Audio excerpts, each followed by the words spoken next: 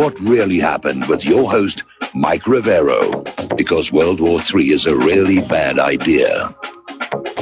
Here is your host, Michael Rivero. And aloha, America. Welcome to our show today. It's Thursday, June 28th, 2018, and sure happy it's Thursday, sure happy it's Thursday, sure happy it's Thursday. We've got a lot of stuff to talk about today. The phone lines are open, 800-313-9443. Mike is in our control room, ready to answer the phone, put you on the air with your comments and questions. A couple of quick program notes here. Today, our third hour guest is Kenneth Amaduri, and he's going to be coming on. We're going to be talking about some interesting things with him. And a reminder again that tomorrow's show is a replay. Claire and I are not available to do the broadcast tomorrow. We're going to be stepping away from our computers and politics as much as we are able to and get a little bit of a break here because we work at this 7 days a week here. Obviously, the top story right now, at least as far as the corporate media is concerned, they're totally focused on it. There has been a mass shooting at the Capitol Gazette building in Anne Arundel County.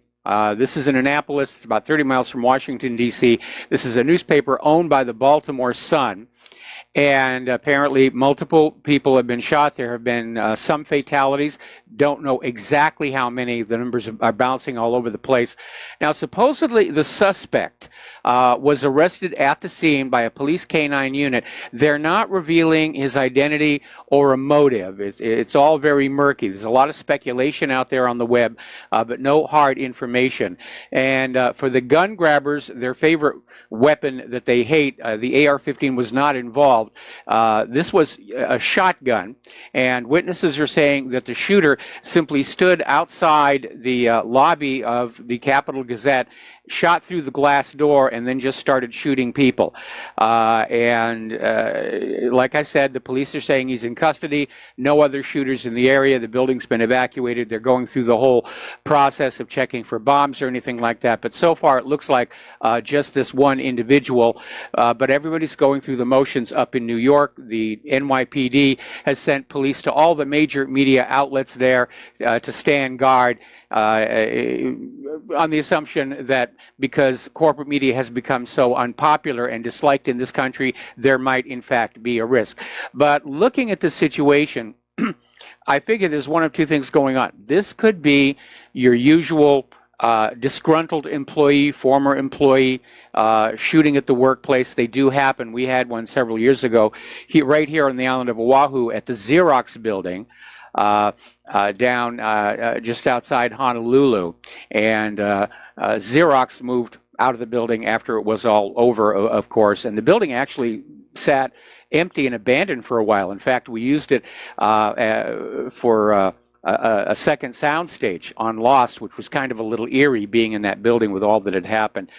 The other possibility is, as you know, the Democrats have been taking a lot of heat for all the videos and commentary out there expressing a desire for violence, and this might be an effort to demonize conservatives and say, see, they're violent too, they're violent too, they're violent too. We won't really know for sure until they come on out with the name of the suspect and what his motive may have been. So far, again, they're very tight-lipped about the suspect and the motive, but the media is focusing a lot of attention on this and ignoring, of course, other things that are going on.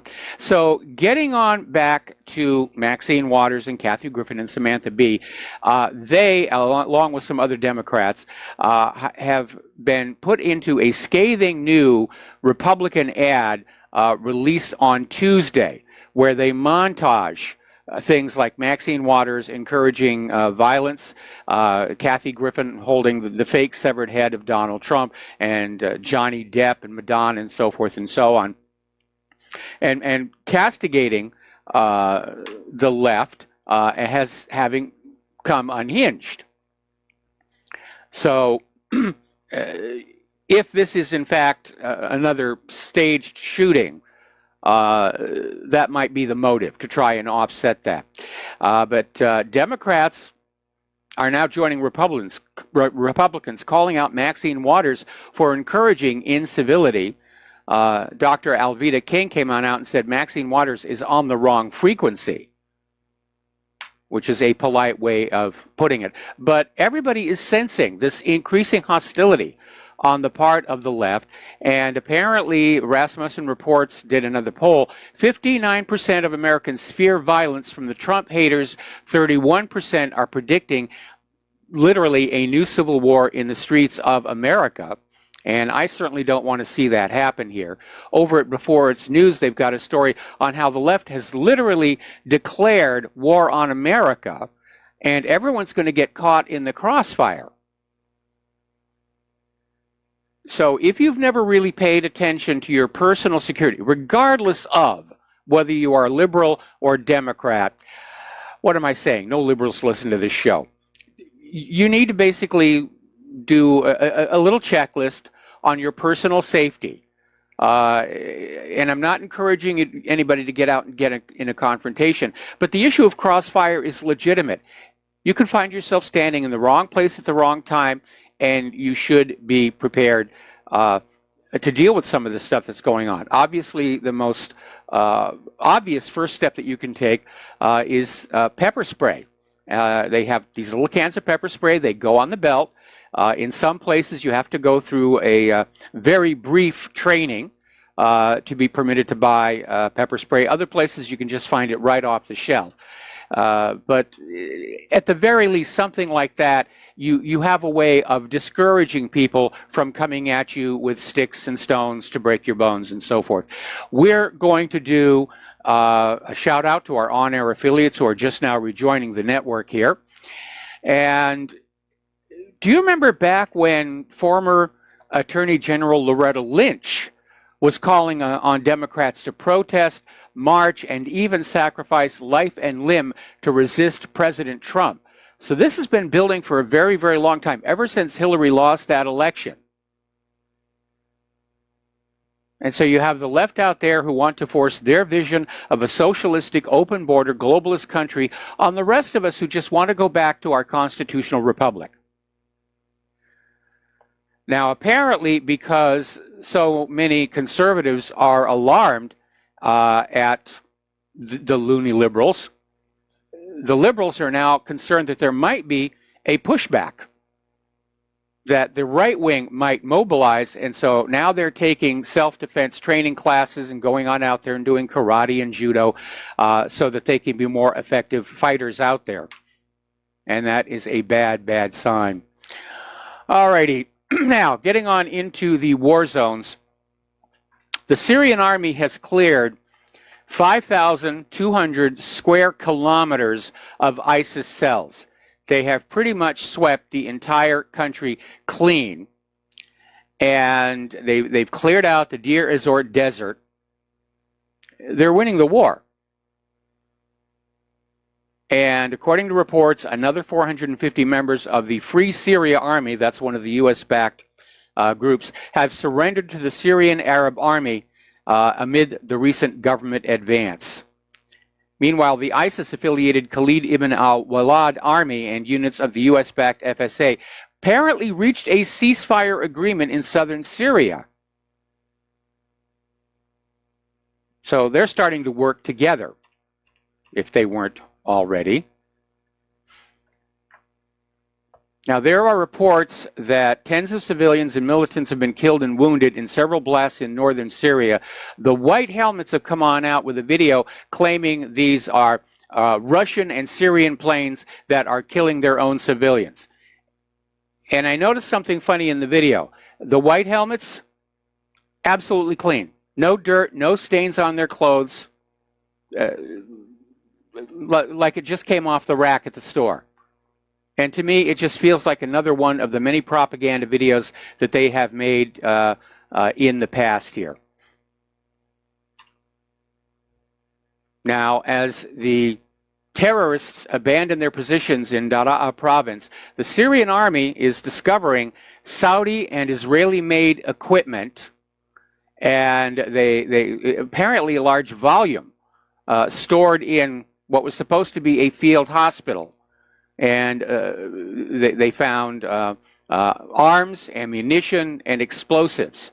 And apparently said that this, what was made to look like a field hospital, was the terrorists' main warehouse for storing military equipment in the towns of Busra, Al-Harir, Al-Harak, Nahita, and other regions of eastern Daraa. Now, there are supposed to be rules regarding the separation of combatants from medical support. That's why you put that red cross on the building, which didn't stop the Saudis from blowing up that cholera treatment clinic that was built by Doctors Without Border down in Yemen. But that's the way it's supposed to work. You're not supposed to set up what looks like a field hospital and use it to store your weapons and ammunition. Now, Syria's Idlib residents are warning that they're seeing signs of a potential provocation by the white helmets, in all probability involving the use of chemical agents. They're going to just keep on doing these false flag chemical attacks until the U.S. gets support from the American people to re-escalate the war, which I don't think they're going to get.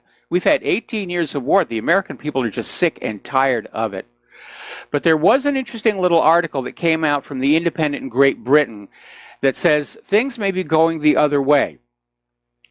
The headline reads, "This moment will go down in history. The U.S. has given up on the overthrow of Assad in Syria." And basically, it says that when Washington understands the difficult conditions its militia allies are facing, and says it advises the Russians and Syrians not to violate a ceasefire, which was Russia's idea in the first place, you know the Americans are pulling the rug out from beneath another set of allies, those U.S.-backed jihadis. They're being abandoned. Remember, the U.S. so far is not intervening in Syria's sweep into southwestern Syria, cleaning out those militants. They've been abandoned. Now, the International Chemical Weapons Body, the Organization for the Prohibition of Chemical Weapons, has been granted new authority by a vote Wednesday. Up until now, they would investigate the specifics of chemical attacks and they would stop there. And then the media said, oh, it has to be Russia, it has to be Syria, it has to be Saddam, it has to be whatever. But this new vote, which was pushed through by the Western nations, have granted the Organization for the Prohibition of Chemical Weapons to assign blame. And Russian officials are deeply critical of the move, with Ambassador Alexander Shulgin warning it did severe damage to the credibility and impartiality of the Organization for the Prohibition of Chemical Weapons, and could even collapse the group. Now, Russia is claiming that they have evidence that Great Britain has actually bribed members of the Organization for the Prohibition of Chemical Weapons to try and steer their conclusions in specific directions. Russia poisoned Sergei Skripal with Novichok. Assad is gassing his own people. And everybody, unfortunately, does have a price. And Russia is very, very concerned that the Organization for the Prohibition of Chemical Weapons is just being turned into another propaganda venue. So, still watching over here on Fox News. They're focused on that newspaper room shooting. Now, remember a while back, Russia started this free land giveaway way out in the hinterland in Siberia. And the idea was that if you were willing to move on out there, you would get a big chunk of land on which to build a home, build a business, do farming, whatever. And apparently it's been a huge, huge hit. And they're extending the program beyond the Far East. And apparently foreigners are now eligible for the program. But you have to become a naturalized citizen. This is sort of a replay of America's homestead phase, where if you were willing to move out west, you'd be given a chunk of land for a home and a farm. And it was a way of settling the West, making sure, well, colonizing it, depending upon your point of view. The Native Americans had a different perspective on that. But that's basically what Russia is doing. Russia is the largest physical country on Earth, but a great deal of it is still very much undeveloped. All right, we're going to take a phone call now from Steve Elkins. Aloha, Steve. Welcome to the show. What's on your mind? You mentioned about, I think I sent you an email today about personal protection, about, this hard left Democrat, how they're taking violence, taking the law in their own hands. And I'm actually rather rather concerned that law enforcement is just kind of standing around allowing it to happen. That really irritates me. Plenty of those instances, I saw the videos where they were just standing there allowing it to happen, escalate out of control.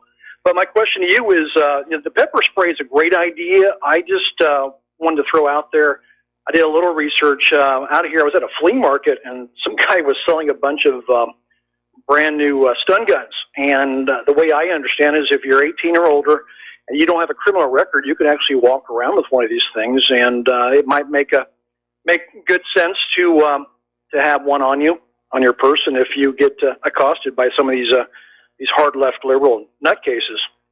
Well, stun guns are definitely good to have, but there's a question of range.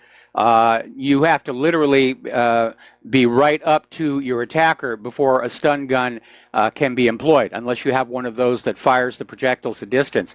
The advantage of the pepper spray is, depending upon the brand, it's got a reach of 10, 15, 20 feet.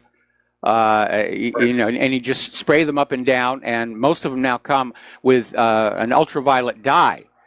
So that after you use it, you want to go to the police and report that you were attacked and had to defend yourself, so that the person you sprayed doesn't call the police and say that you just sprayed them for no reason at all.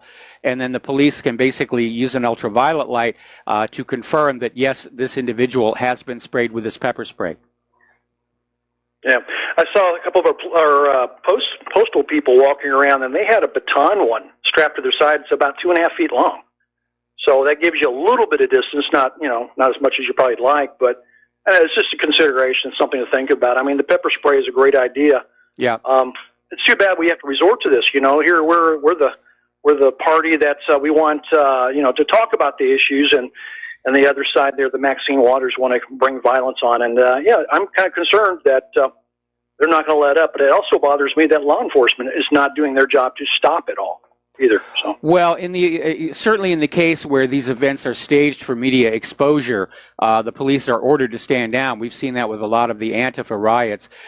Getting on back to the stun gun and the taser, I hesitate on that because, contrary to the advertising that says they're non-lethal, people can be killed with those things. Oh, yeah. And so I prefer the pepper spray. And the reason I know about that is, for a while, Claire's Church had a real problem with the homeless coming through. And most of the homeless were fine, not a problem. But there were some that were dealing with serious mental issues, and some the property was vandalized, and some of our church people were actually physically attacked. So for a while, during our choir rehearsals, which were at night in the middle of the week and nobody else was around, we were carrying pepper spray. But now they put up fences around the church, and things have quieted down there.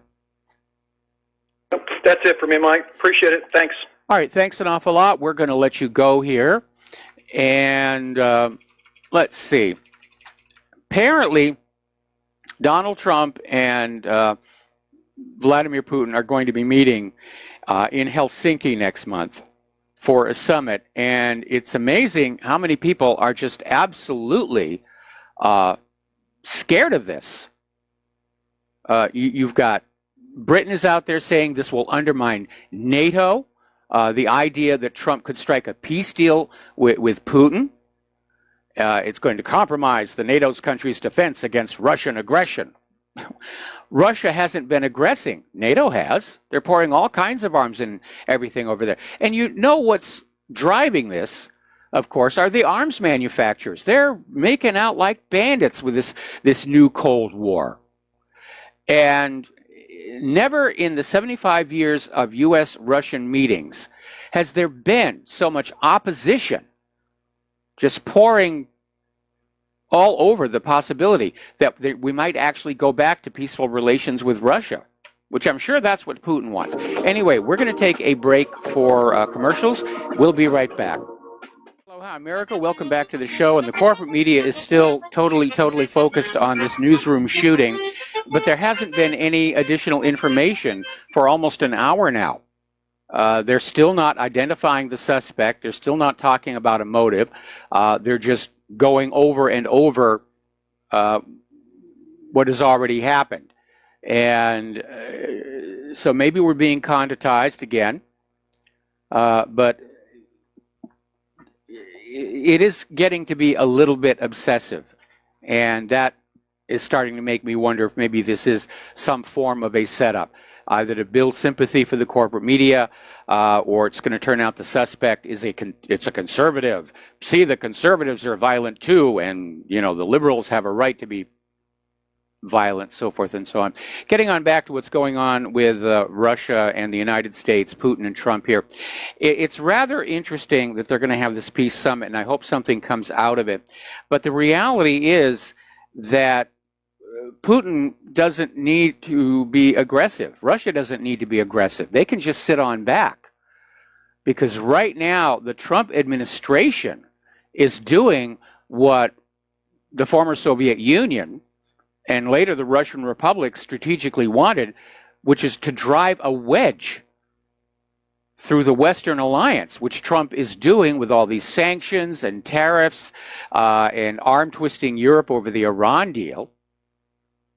He's actually weakening the Western alliance. We were reporting on this story that came out yesterday, where Europe is saying, we're going to look to ourselves for our defense and stop relying on the United States. So I imagine Putin's probably chuckling right about now. Let's take another phone call. Jim in Michigan, aloha. Welcome to the show. What's on your mind? Hey, Mike, how you doing, my friend? Doing okay. Anyways, I guess I was going to say that probably the biggest problem we have with these Antifa people, or even like where we've had problems through the Trump president election, and is the fact that the police stood down. Yes. They literally stood down and watched people get beat up. They watched women get beat up. And what I'm thinking is the fact, okay, that's fine and dandy, but when you're a police officer, you take, I don't know if they all take oaths, but when the police get kind of blowback from it, I'm just going, excuse me, you didn't protect the people you were supposed to protect. You backed up the extremists who didn't have a leg to stand on. So I'm having a real hard time thinking about our police departments when they will let violent people beat up people who are nonviolent.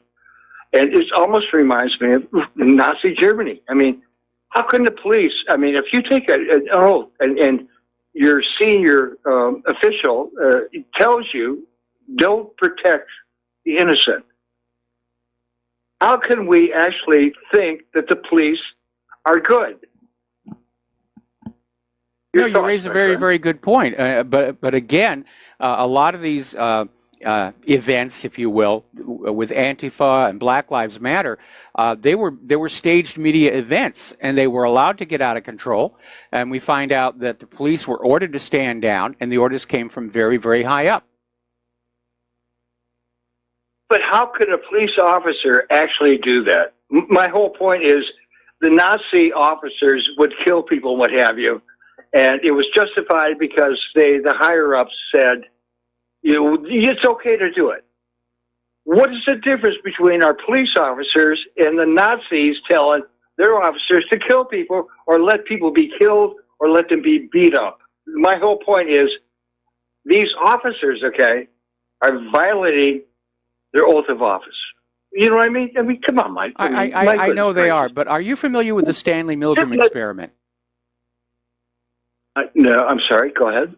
The Stanley Milgram experiment was done, I think, in the 50s, and it was an experiment. The college thing, right? The college, yeah. I'm sorry? Yeah, I understood.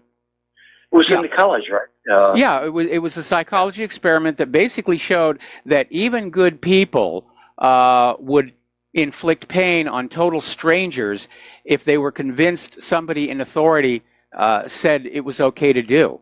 And it was a very famous experiment. It was actually conducted to try and explain why so many Germans went along with the Nazis.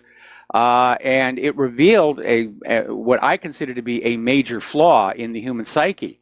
that we do tend to do as we're told. But it was a very famous experiment. They even did a TV movie of it starring a very young William Shatner, and more recently there was another movie about it.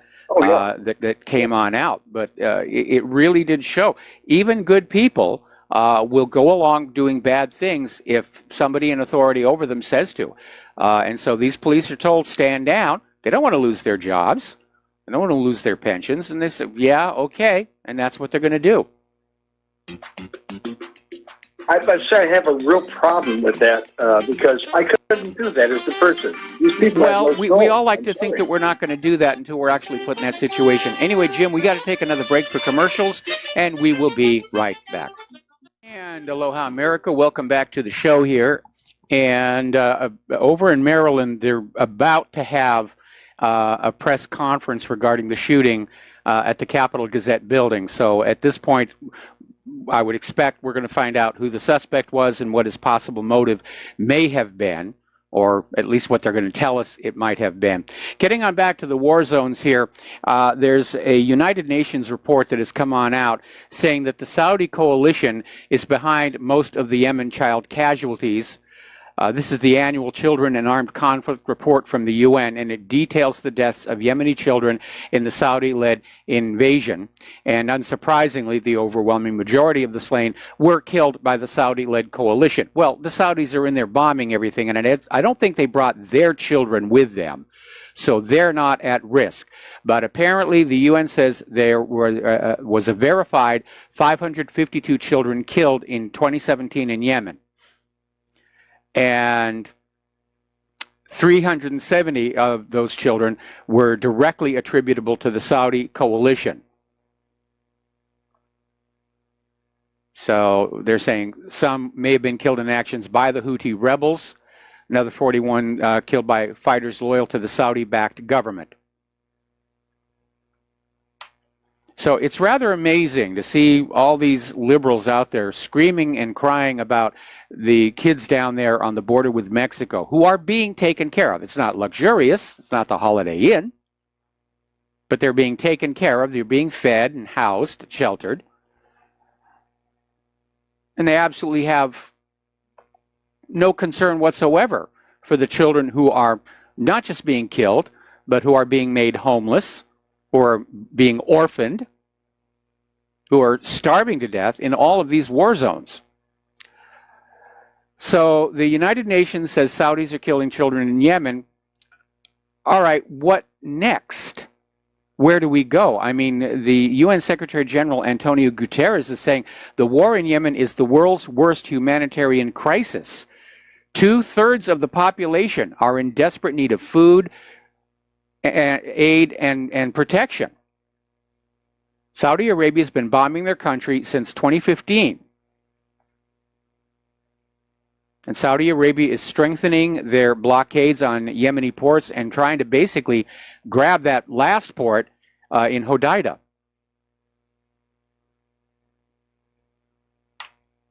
And the UN isn't doing anything. Of course, I understand how futile it's going to be. Only the UN Security Council can actually act on a UN resolution. The General Assembly's resolutions are symbolic and expressing the sentiment of the world. They have no enforcement. But you just know that anything the Security Council wants to do about Yemen or any of these wars, it'll be vetoed by the United States. Over in Iran, they are launching a uranium hexafluoride production plant as part of preparations ordered by Ayatollah Khamenei to be ready to increase uranium enrichment capacity if the P4+1 deal finally breaks apart. Now remember, when Trump pulled out of the deal, Iran said it was willing to stay in compliance as long as the other signers of the P5+1 deal went along with it, mostly Europe. But the Trump administration has been using very coercive force on the other members of the P5+1 deal to get them to pull out. And of course, at that point, the deal is dead, and Iran is going to go back to developing nuclear power. And uranium hexafluoride is, of course, the feedstock going into those uranium centrifuges. Now, Ayatollah Khamenei is slamming the West's shameless human rights posture, saying that it's all a pretense. The Western nations have this pretense of advocating human rights while in reality supporting terrorist groups, acts of terrors, and dictatorships. It's all for show. And Khamenei said when it comes to the issue of human rights, it's actually the Islamic Republic that stands in the position of the true advocate of human rights as opposed to criminal Western pretenders.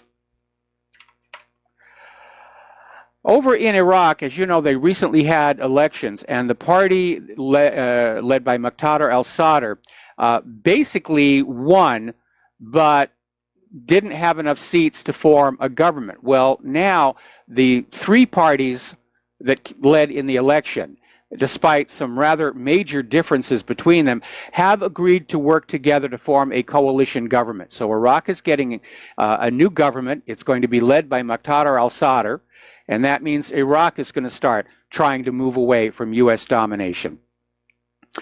Something else coming out of Iraq, apparently one of the Iraqi army brigades has decided to trade in their American Abrams tanks for the Russian T-90S main battle tank. And they're saying it may just be because the T-90 is that much better, or it may just be because of geopolitical reasons, because if Iraq is going to try and move away from the U.S., they're going to have to move closer to Russia, and this may be the beginning of Iraq basically dumping their American-made weapons and arming itself with Russian equipment. So a lot of stuff of interest going on over there. Getting on back to Yemen, there was an interesting article that came out of Mint Press News saying, can Saudi Arabia fight its own fight? And it's pointing out how history shows that Saudi Arabia tends to rely on mercenaries, militias, and the U.S. and fighters from other countries, that their own military has not proven to be that effective. And that, I think, is an accurate assessment. Meanwhile, of course, Raytheon is happy as all get out about what's going on in Yemen. Despite the civilian deaths, it turns out the missile that killed 23 people attending a wedding in northern Yemen came from a factory in Tucson, Arizona. That's where Saudi Arabia is getting all of this. So the blood for that wedding party is on the hands of those Raytheon workers. Okay. As you know, the U.S. is engaged in some arm twisting with Turkey to try and prevent Turkey from buying Russia's S-400 surface-to-air missile defense system. And apparently they've got the same problem over in India, because India has a very cozy defense relationship with Russia, and they're going to buy the S-400 as well. And the U.S. is trying to dissuade India from doing that, and instead buy America's THAAD system, which is supposed to be roughly equivalent. Israel has decided they're going to expand the illegal settlement in Bethlehem, and they're going to double the size of this illegal settlement built on private Palestinian land. And Haaretz was reporting that the planned expansion of the illegal Jewish settlement would isolate the Palestinian village of Al-Walja and separate it from the rest of the Palestinian territories. And Israel is saying the expansion would create territorial contiguity between Jerusalem and the Gush Etzion settlement block, which is adjacent to Bethlehem. Well, if you look at a map of those illegal settlements, they're very obviously carefully planned to break up what's left of the West Bank so that there isn't a single contiguous block of land to house a future Palestinian state. They're literally slicing it up into these little islands of Palestinian land. They're deliberately trying to isolate these villages so they can't communicate with each other. Meanwhile, over in a village near Nablus, Israeli settlers have gone on another vandalism spree, slashing car tires and spraying racist graffiti on buildings. And as usual, the Israeli authorities do nothing about it. Now, interestingly enough, we seem to live in a world right now where a lot of people you wouldn't think were that interested are trying to reach out to the LGBTQ community, such as Pope Francis over at the Catholic Church, which surprised a lot of people. But apparently there is a growing LGBTQ community in occupied East Jerusalem. And basically, they're concerned that Israel is engaged in what's called pinkwashing, where Israel is promoting itself as a gay haven in order to distract attention from its human rights abuses. So on June 8th, when 250,000 people attended the Pride March in Tel Aviv, only 44 miles away, the Palestinians in the Gaza Strip were facing Israeli snipers. Now, Ireland is looking at a bill that will ban all agricultural produce from illegal Israeli settlements. And Irish Senator Franz Bloch announced that this will come to a vote on July 11th. So more and more places are saying this has to stop. It's gone on way too long here.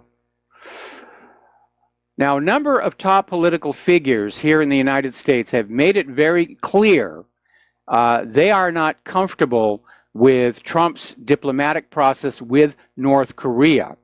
And apparently the Senate is introducing legislation looking to limit President Trump's ability to make a deal. Now, this bill was co-sponsored by Senators Bob Menendez and Cory Gardner, and would demand Trump present updates to the diplomatic process every 30 days. It would also forbid any sanctions relief without meaningful and verifiable denuclearization. The bill also refers to Kim Jong-un as a ruthless and cruel despot. And Menendez faulted the deal between Kim and Trump at the Singapore summit as too vague and proving the need for congressional oversight of the process. Well, as a matter of fact, no. Foreign policy belongs to the administration, to the executive branch. These members of the Senate are overstepping their constitutional limits on this one. But the war hawks want war. Doesn't matter if it's in North Korea or Yemen or Russia, because they make huge amounts of money. The rest of us are all driven down into poverty. We've had 18 years of war. Walk around your local community and take a look at what has happened to our lives. Retail vacancies, homelessness, hunger, fragmenting infrastructure. They don't want to admit it's a wartime economy, but yeah. Now, yesterday we were talking about how the United States was planning on installing a $1 billion missile defense radar here in Hawaii. And I speculated it would probably be out on Kauai, on Kokei Point, where there's already a very large radar station. But as it turns out, they're going to put it right here on the island of Oahu. And it's going to be a flat surface synthetic aperture radar. And they're claiming that it will protect us all from incoming missiles. And when we get our little warnings on our cell phones about incoming ballistic missile, we'll know it's real the next time. The next step, of course, will be to have anti-ballistic missiles stationed here as well. Wouldn't be the first time. Over toward the southwest part of the island, above Electric Bay, there used to be a Nike missile site that was there to discourage Russian aggression. It was abandoned, and now it's a solar observatory, but apparently the land could be put back to being a Nike missile site. There's a lot of room up there. It's a reservation area. Here's a little interesting article, and this came out of Sputnik News. And it's predicting that in the future, the U.S. Navy's surface fleet is going to rely more and more on unmanned or optionally manned drone ships. Ships that will go on out and do their missions completely autonomously. And they're calling them USVs, unmanned surface vessels. And the idea is this will distribute the U.S. Navy's capabilities over a larger oceanographic area at a lower cost than manned counterparts. Well, if they can get it to work, yes. And I sort of like the idea of, you know, ships that sink without killing anybody in the process. Turning to the domestic politics, 25 states are now trying to pass bills that will keep Donald Trump off the ballot in 2020 because we can't let the voters have a choice. We just can't. Look what happened in 2016. The voters stood up and actually chose somebody for themselves. What do they think this is, a democracy? Anyway, the bills would require that to get on the ballot in any state, a presidential candidate must have released his or her taxes. Now, Trump, who was a billionaire before he won the 2016 election, has refused to release his tax returns. To date, none of the states has approved such a law. In California and New Jersey, the bill did get as far as passing the state legislature, but in both cases it was vetoed.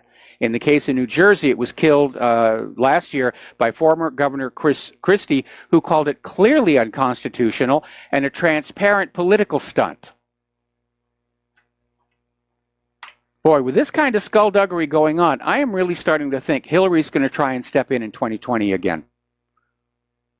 Because right now, the Democrats don't seem to have anybody else who'd be a front runner. Now, as you know, Joseph Crowley lost his primary election. He was the fourth-ranking House Democrat. He was tapped, if the Democrats took control of the House in November, to potentially be the new Speaker of the House. I can imagine right now he's dealing with a great deal of disappointment.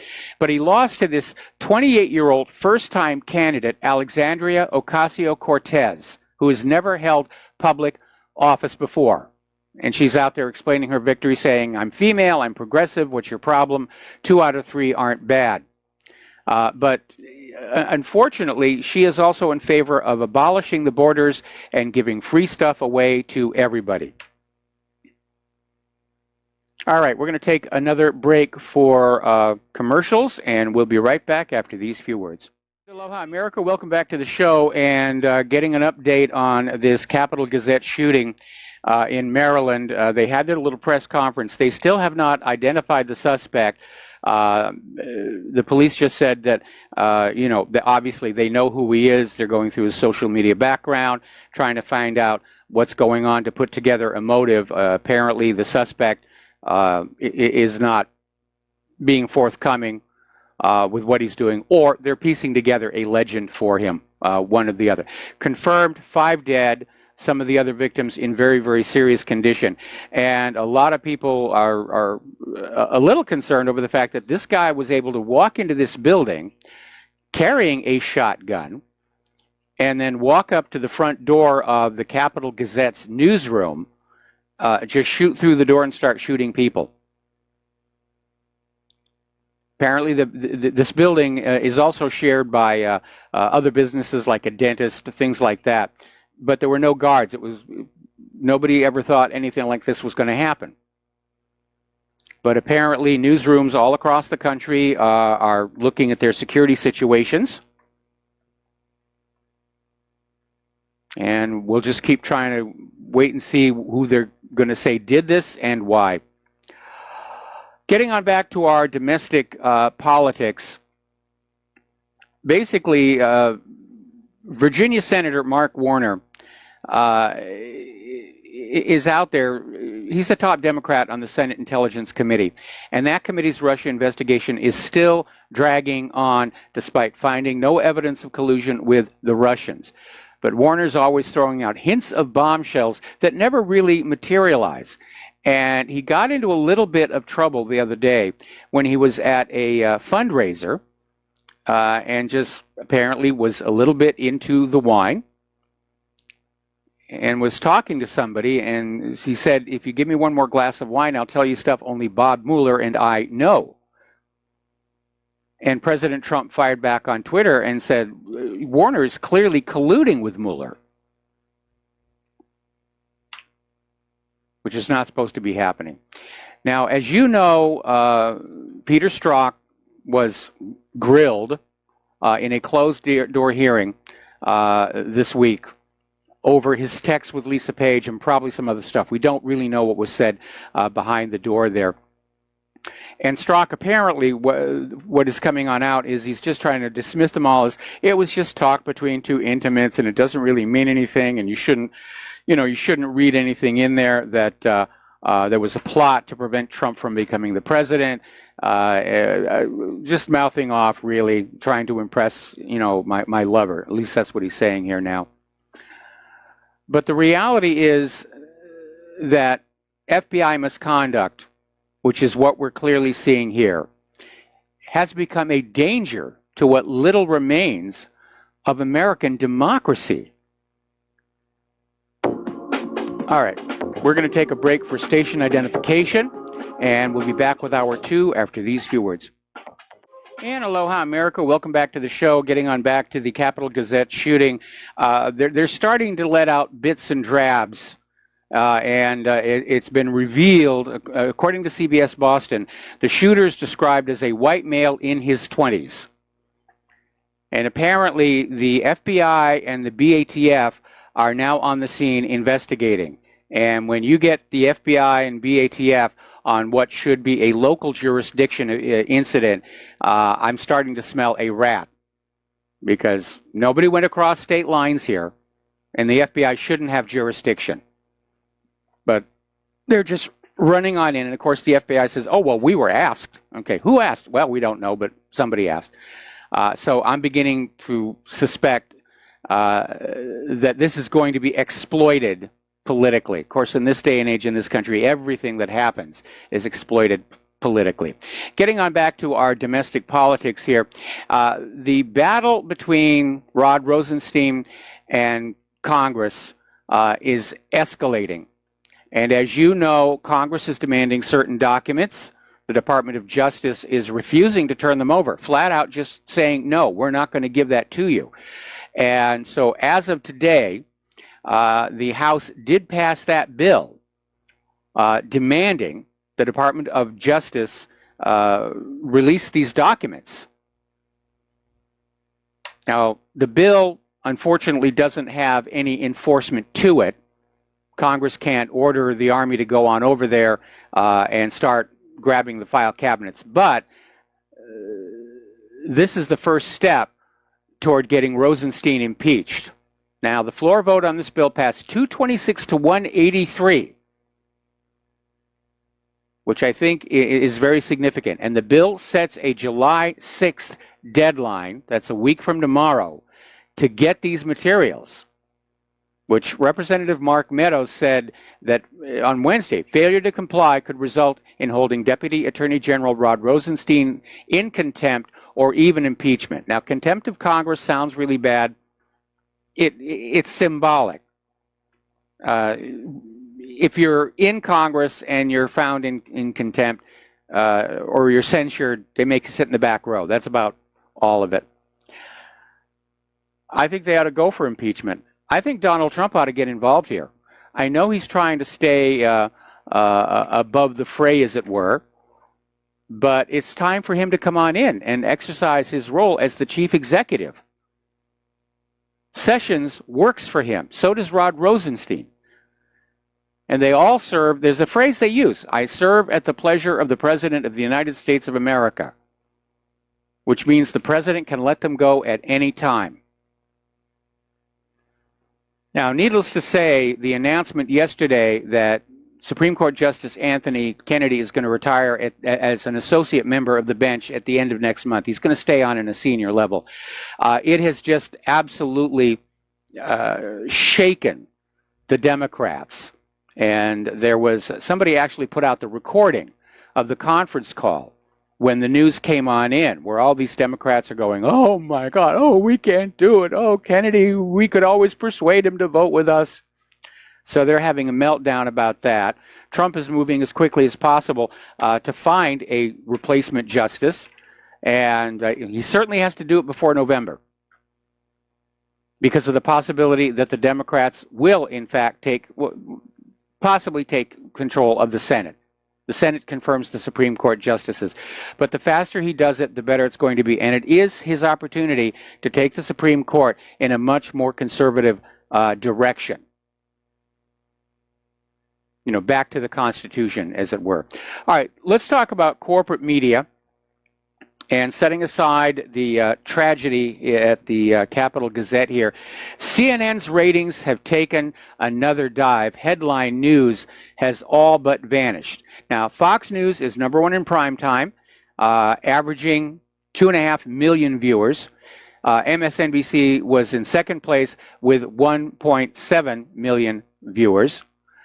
In 13th place, below the Food Network, is CNN with just 914,000 viewers, about a third of what Fox has.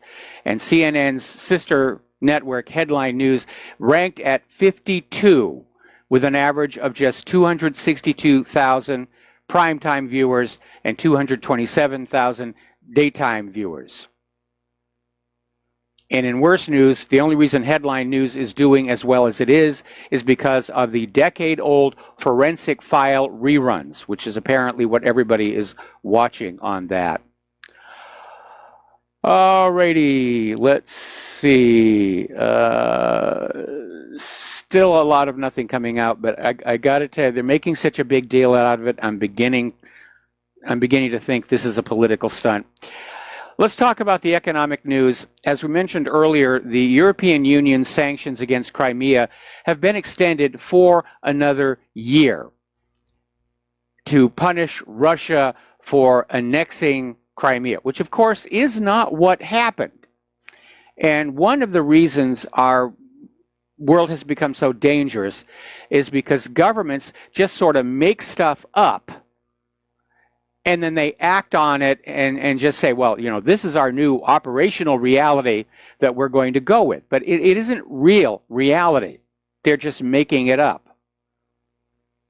Now, when the U.S. backed a coup d'etat against Ukraine's legitimate government, President Yanukovych, and they brought down his government and they installed President Chocolate Poroshenko, the people of Crimea said, well, the government in Kiev is no longer a government of our choosing, and they held a referendum to secede, which passed overwhelmingly, and they seceded. And it is their right to do that under the United Nations Universal Declaration of Human Rights. Then they held a second referendum to merge with the Russian republics. That one also passed overwhelmingly. And that's the reality of what happened. But we have all of these governments out there saying, oh, no, Russia annexed Crimea. They just stole it. They absolutely stole it. We don't recognize the right of people to have a vote on anything. We're going to do a shout out now to our on-air affiliates who are just now rejoining our network. Debt for U.S. corporations has now topped $6 trillion with a T. The good news is U.S. companies also have a record $2.1 trillion in cash to service that debt. The problem is most of that cash is in the hands of a few giant companies, leaving smaller businesses to struggle and stay in business, and a lot of them are going out of business. We're seeing closings all over the place, especially in the consumer sector.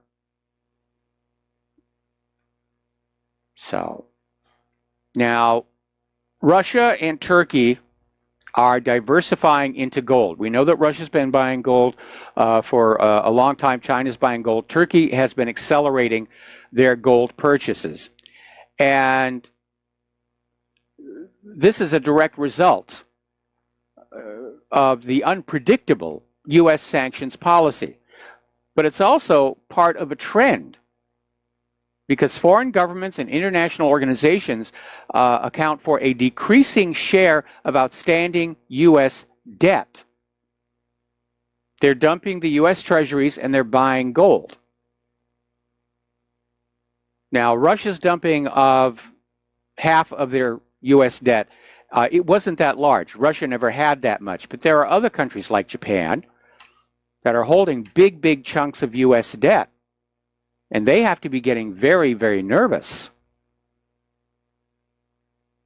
Now, there have been reports that as countries dump U.S. Treasury bonds, the Federal Reserve just prints up new money or types it into a computer and buys those Treasury bonds back. The problem is this increases the global supply of U.S. dollars, and that is inflationary. It undermines their value.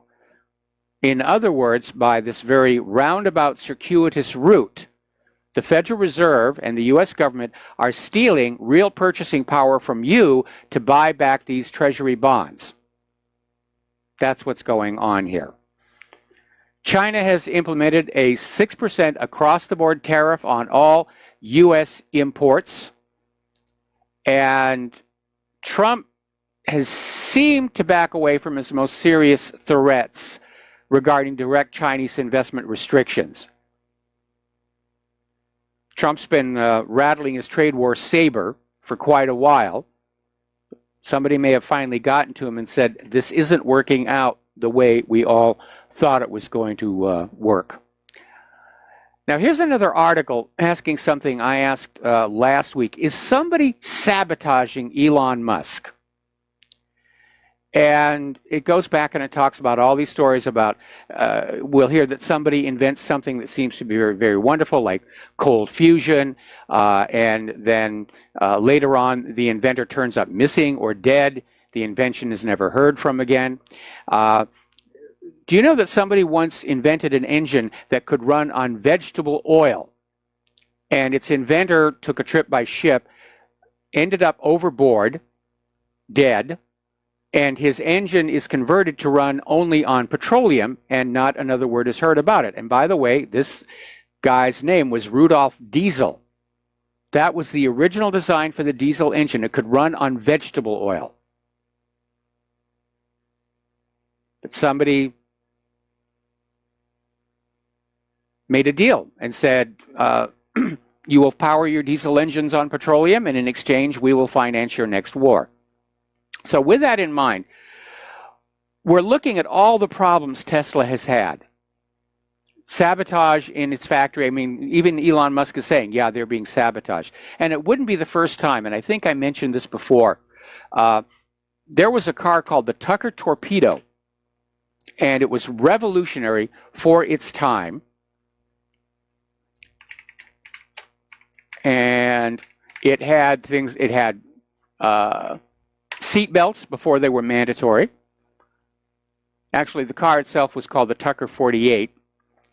And it was produced in Chicago in 1948. Only 51 were made before the company shut down due to negative publicity initiated by the news media, a Securities and Exchange Commission investigation, and a heavily publicized stock fraud trial in which the allegations were proven baseless and led to a full acquittal. But the media basically pushed that whole idea. And there was a movie made about this, where the driving force behind the attack on the Tucker were the big three automakers. They didn't want another player in there. Remember how the DeLorean was brought down? They set DeLorean up with a cocaine bust. They want to go on selling you the same cars they've been selling you all along. They don't want a new player coming on in. When you start up a business, there's more than just simply selling a good product, meeting payroll, filling out all the government paperwork. You have to realize there are going to be other businesses out there in that same line of work who might decide to do your business harm. It's called industrial sabotage, and it's actually quite common. It comes under the heading of white-collar crime, which never gets the media coverage that street crime does, even though white-collar crime costs the American people 10 times as much as street crime does. Where, remember the Lincoln Savings meltdown? That actually stole, if you will, more money in one lump than all of the muggings, robberies, and burglaries of that entire year. You're talking huge amounts of money. Look at Bernie Madoff and how much he got. So, last I heard, some 30 of the Tucker 48s are still on the road. And it had innovations like there was a third headlight in the middle of the hood that would steer with the steering wheels, because this was in an age where there weren't as many street lights as there are today. Had the seat belts, had safety glass, and the windows would actually pop out if you got into a crash. It was revolutionary. So anyway, now, people are still talking about North Korea, economic opportunity, and it's being estimated by Citigroup that rebuilding North Korea's economy would cost $63 billion. Now, what they're talking about rebuilding it is basically going on in and bringing it up to the level of South Korea, which may or may not be exactly what the North Koreans want. But definitely South Korea would benefit, and they're looking basically at transportation and infrastructure. They want to build 28 railroad projects, 33 road projects, and 16 power plant projects. So that's what the plan is for North Korea. Paul Craig Roberts came out with a new article, and he said it's time, and this may actually explain why Trump is backing off of China, because his trade war is not really with China totally. It's with America's global corporations who are headquartered in this country, but they manufacture in China, because those tariffs are hitting them as well. The biggest chunk of America's trade deficit with China is the offshored production of America's global corporations. And when the corporations bring the products that they produce in China to the U.S., they're classified as imports from China. So I imagine they're putting pressure on him to back off on the tariffs. On the other hand, Trump could turn around and say, maybe you need to bring the manufacturing back here, which in the long run would be the best solution. Getting on over to Europe and immigration, it's make or break time for Angela Merkel. Today was the deadline to reach a deal. There was an EU summit that they weren't able to come down with any kind of an agreement. They had a whole laundry list of points to get through: Brexit, the migration policy, the EU budget, security, and they didn't really accomplish all that much, which is a sign that the EU experiment is starting to break apart. Now, the Seventh Circuit Court of Appeals has struck down the nationwide injunction barring the Department of Justice from withholding federal funds from sanctuary cities. The injunction now only applies to the city of Chicago. Apparently, the lower court had no national jurisdiction. The lower court only had jurisdiction in Chicago. So the Seventh Circuit struck it down, and the feds are beginning to start redistributing grant money to the non-sanctuary cities. So there's a little bit of a victory there. And again, I think you ought to be going into all these sanctuary cities and sanctuary states and grab the chief executive and charge them under Title VIII. Now, a lot of people are wondering, why is there such a flood of illegals coming over the border from Mexico? Some of it is economic. They think they're going to find employment here, even though that's illegal. Some are being lured by the promise of free stuff that they're constantly hearing from the Democrats. Some are being brought across, some of the children are being brought across for trafficking purposes or being used as drug mules. But the other aspect of it is the drug war itself in Mexico, which is just out of control there, especially when you look at how many candidates have been gunned down leading up to the elections. It's a total gangster state. And just as you have migrants who are leaving war zones, You have people who want to leave the drug war zone because of the killings going on in the streets, the turf wars. That's another aspect of it here. Now, Immigration and Customs Enforcement in Portland finally got the police to take down the tent city, the Occupy ICE, and in Washington, D.C., they've now set up barricades around their headquarters to prevent another protester occupation. And again, still pushing for that whole open border situation. That's what they're running on for November. That's what they're running on in this November. Okay, Brexit is about to get tough. Theresa May is facing a stinging EU reception led by Emmanuel Macron. Now, Macron is definitely one of the globalists, and he wants to find a way to keep the EU together as it is, because that is a major stepping stone to the New World Order. We're going to take a break for commercials, and we will be right back. And aloha, America. Welcome back to the show. And getting on back to the Capitol Gazette shooting, they still have not released the name of the suspect, other than he's a white male in his 20s, and they're saying that he's not cooperating. So they're trying to go through, apparently the police are going through social media to try and determine a motive, and they don't want, I can understand why they don't want to release his name in that context. They don't want anybody going on in and messing around with those social media entries.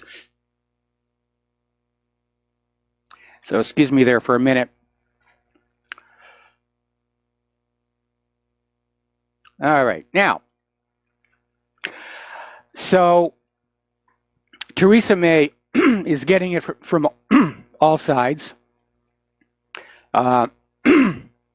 She's getting, excuse me, just a second, I have to clear my throat. All right, there we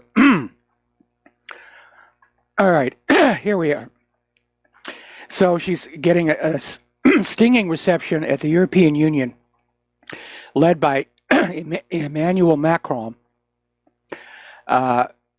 because obviously the EU wants Britain to stay. They want to hold the unit together. The EU was supposed to be a stepping stone toward the one world government, like the North American Union was going to be.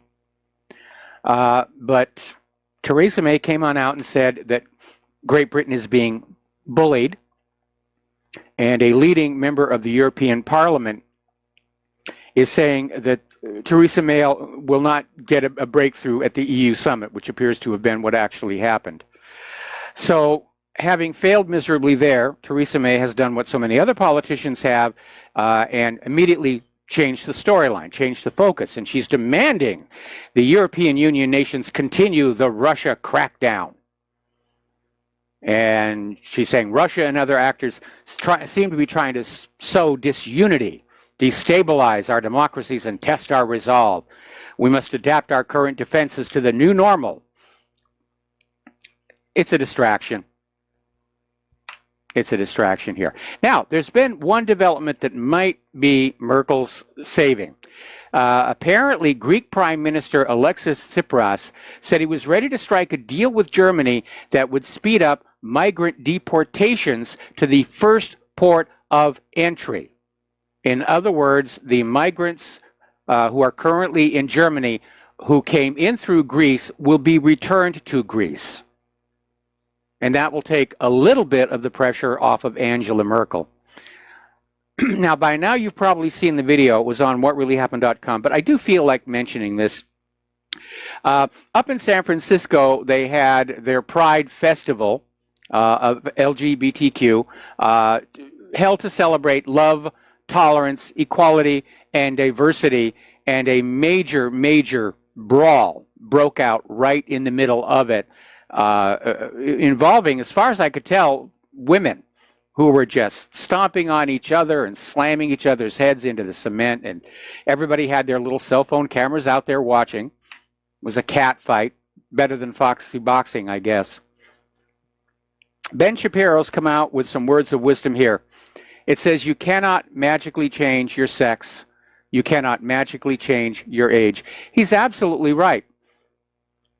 When a guy goes through the hormones and the surgery to make himself look like a woman, he's still a man. He's just had cosmetic surgery. When people who are old, like me, want to look younger, we can get surgery and cosmetics to make it look like I'm younger. I'm not really younger. It's just biology and it's nature. Over in Pittsburgh, actually East Pittsburgh, there was another officer involved shooting involving a gentleman named Antoine Rose. And the police officer, Michael Rosfeld, has been charged with criminal homicide. He was arrested and his bail was set at $250,000. And the 17-year-old Antoine Rose II was killed while running from police only a week ago, and a bystander filmed the killing with his cell phone. Now, there's an important rule you need to understand about police and firearms. In theory, the police are only supposed to use their firearms when they themselves are threatened, or to basically hold a suspect saying, don't move. They're not actually supposed to be shooting at people who are running away from them and no longer present a physical threat. That's why this guy got arrested. Over in the University of Redlands in Southern California, they're now offering a class that gives male students a safe space to discuss the problems they experience due to masculinity. And they're calling it the Dudes Course, and it aims to take a historical look at societal norms of masculinity in America by reviewing topics such as healthy relationships, gender roles, and competition. Well, I'm masculine because of biology, not because of social expectation. And just what jobs does this course prepare the students for so that they can pay off those student loans? That's what I want to know. We got to take another break for commercials. We'll be right back. And aloha, America. Welcome back to our show here. And apparently the police over there in Maryland are going to have another news conference where hopefully some more information will come out about this shooter. And all we know about him so far is white male in his 20s, not cooperating, and used a shotgun. So you AR-15 fans will probably be a little bit relaxed about that. But the gun grabbers are already out there saying, we've got to ban all the guns. We've got to ban the shotguns now. And I remember when the AR-15 debate first came on up, I think it was Vice President Joe Biden said that all you really needed for home defense was a shotgun, which tells us that he knows absolutely nothing about guns. Because if somebody is like holding a family member in front of them as a shield, you don't uncork with a shotgun, you're going to hit both of them. Now, apparently, this is a story coming out of Information Clearinghouse. There was a video that came on out where these two police officers strapped an 18-year-old in a restraint chair and tortured him with a taser multiple times. And they've been arrested and charged with multiple crimes because the video was just so horrific when it got out onto the web. The normal process of sweeping these kind of things under the rug was simply not an option. So I'm glad that some of these more abusive police are being dealt with, because you're not going to rebuild trust between the police and the community by screaming the police are the victims while the police are doing things like this. You have to bring the police back in line with to protect and to serve. And the police cannot demand the respect of the general population. It has to be earned. And like I said, there are good cops. We have a neighbor who's a good cop. Wonderful person. As I mentioned before, when I was talking about how the drug war is pushing some of these people to cross the border illegally, I did mention that Mexico has had one of the bloodiest elections in history. They're having their elections this weekend, and during the campaign, 132 politicians have been killed. That's according to Edelect, a risk analysis and crisis management firm. And the group's report, which was released early this week, found that 22 of Mexico's 32 states had seen a political assassination since campaigning began last September. Now, 48 of the victims were actual candidates. The rest were party workers. Well, that's one way to win an election here. Over in Malaysia, they have basically started investigating the ousted leader, Najib Razak, and the police raided his luxury apartment and found about 30 million US dollars. And the money was seized along with 284 boxes containing designer handbags, watches, jewelry. They also raided his condominium in Kuala Lumpur and various other sites. Now, Najib's coalition was thrown out of power for the first time in over 6 decades in the May 9th poll, defeated by a reformist alliance headed by his former mentor, Mahathir Mohamad. And public disgust at allegations of massive corruption swirling around him was a major figure for the loss, which also applies to Hillary Clinton in 2016. Okay. There was a little bit of a whoopsie recently where there was this JetBlue aircraft sitting at the JFK airport, and all of a sudden, with no warning, the police swarmed onto the plane and got everybody riled on up. And it turned out to be a mistake because the pilot had set the wrong code on his transponder. And it sent a code saying that the plane was being hijacked. Now, if you are a hijacker, please close your ears for the next part of this. The transponder is a little device in the aircraft when you're flying under ground control. When the radar beam hits you, the transponder sends back a signal that identifies the aircraft as well as providing information like altitude and airspeed. And that identifying number is set from the cockpit. But some of those numbers are reserved and set aside so that the pilot can send a message to the ground, hopefully without arousing the suspicion of somebody who may be engaged in a criminal enterprise on board the aircraft. And there is a specific code saying we're being hijacked. And I guess the pilot just accidentally dialed that in, was trying to set something else. Normally the numbers are provided by the ground control. Now, here's an interesting little story. This took place in Goochland County, Virginia. And there was this man from New Zealand, Troy George Skinner, 25 years old, and he'd been sort of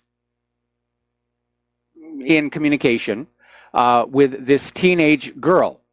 And he met her while playing video games online.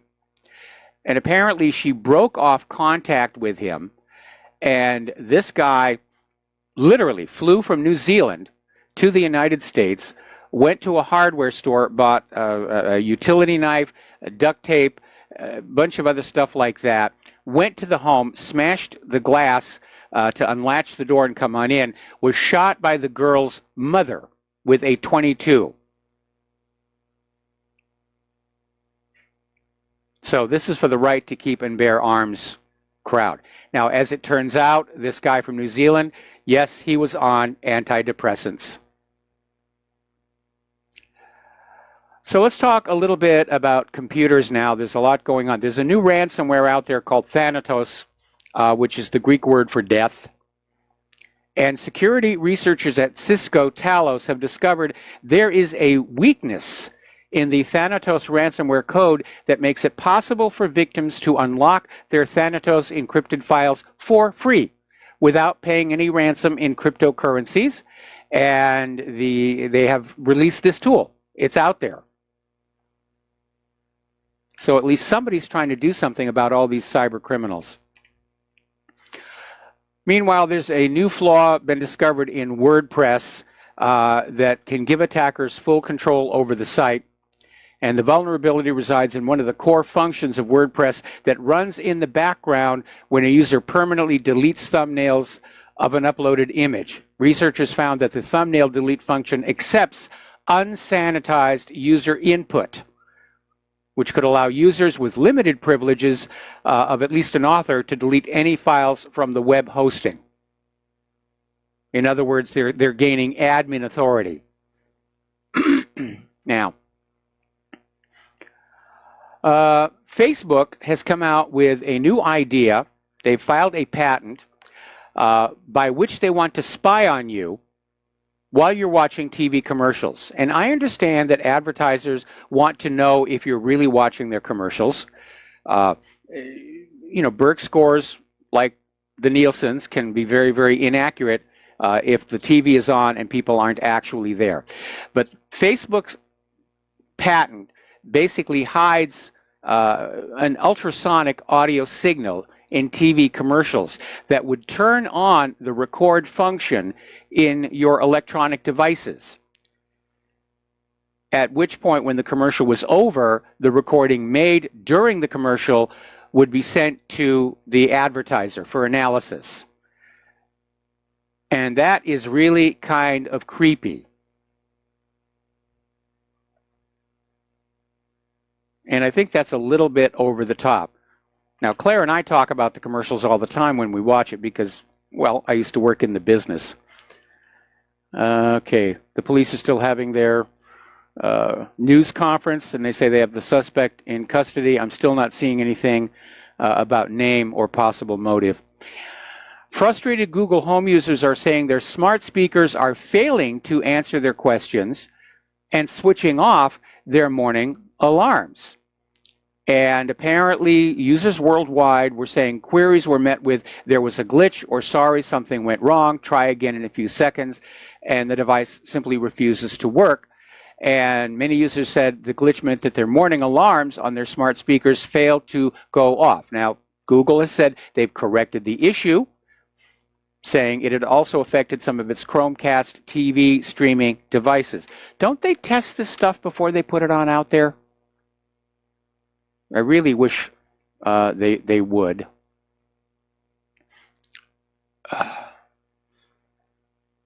Now, the European Union has a bad habit of passing these really bad tech laws with boring names.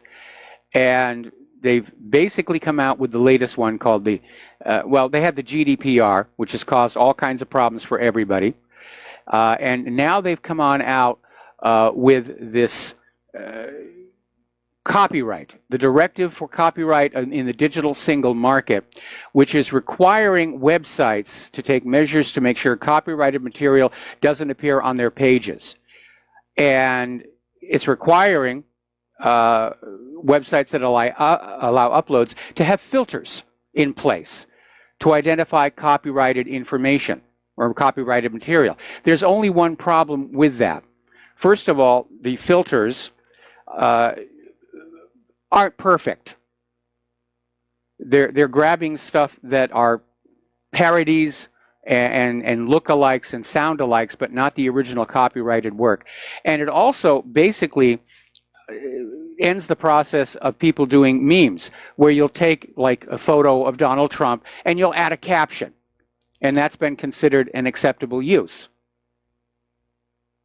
Now, here in the United States, we still have the fair use doctrine of our copyright law, but it basically means that a lot of material produced outside the European Union won't be able to get into the European Union through those filters. In other words, the EU is waging war on what it is that makes the internet the internet. And we know that corporate media wants to turn the internet into just another content delivery system.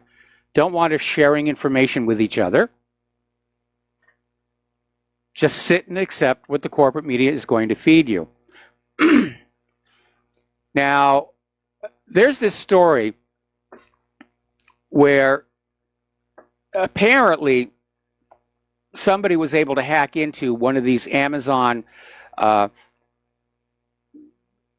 listening devices and order a CPU chip. And it basically was 195 pounds that the people were charged for. And initially the money was returned, And then Amazon came on out and said, well, we can't detect that there's any fraud whatsoever. So the bank basically took back the 195 pounds out of the account to send to Amazon. And this resulted in a lawsuit, which was finally won after a huge amount of time in the courts, when it was pointed out that the source IP for the request for the chip was not the IP owned by these people. And the lesson here really isn't that there are cyber criminals out there, because we know that, but because companies that are as large as Amazon really don't care about providing decent customer service. They don't feel they need to. And that's true of any monopoly. You know, we don't have to, you know, we don't care, we don't have to. Where else are you going to go? Facebook has that attitude, Google has that attitude, YouTube has that attitude, Twitter has that attitude.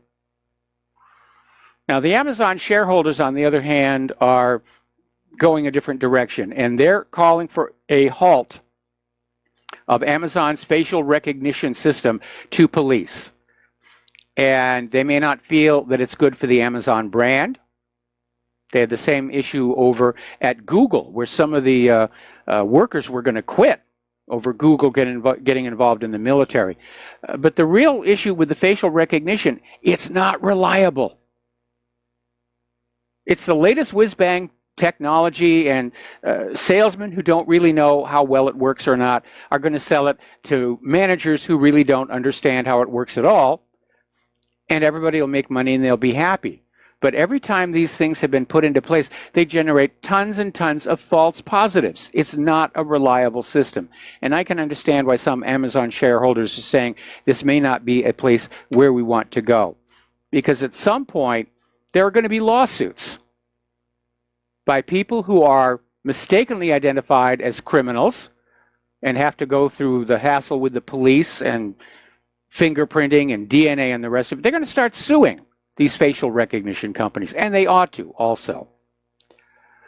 Now, 5 consumer privacy groups have asked the European Data Protection Board to investigate how Facebook, Google, and Microsoft design their software pardon me, to see whether it complies with the General Data Protection Regulation. Now, the GDPR is designed so that end users understand exactly what information that is being asked for, and that they have the option. But apparently, these tech giants are accused of crafting their user interfaces so that netizens are fooled into clicking away their privacy and handing over personal information.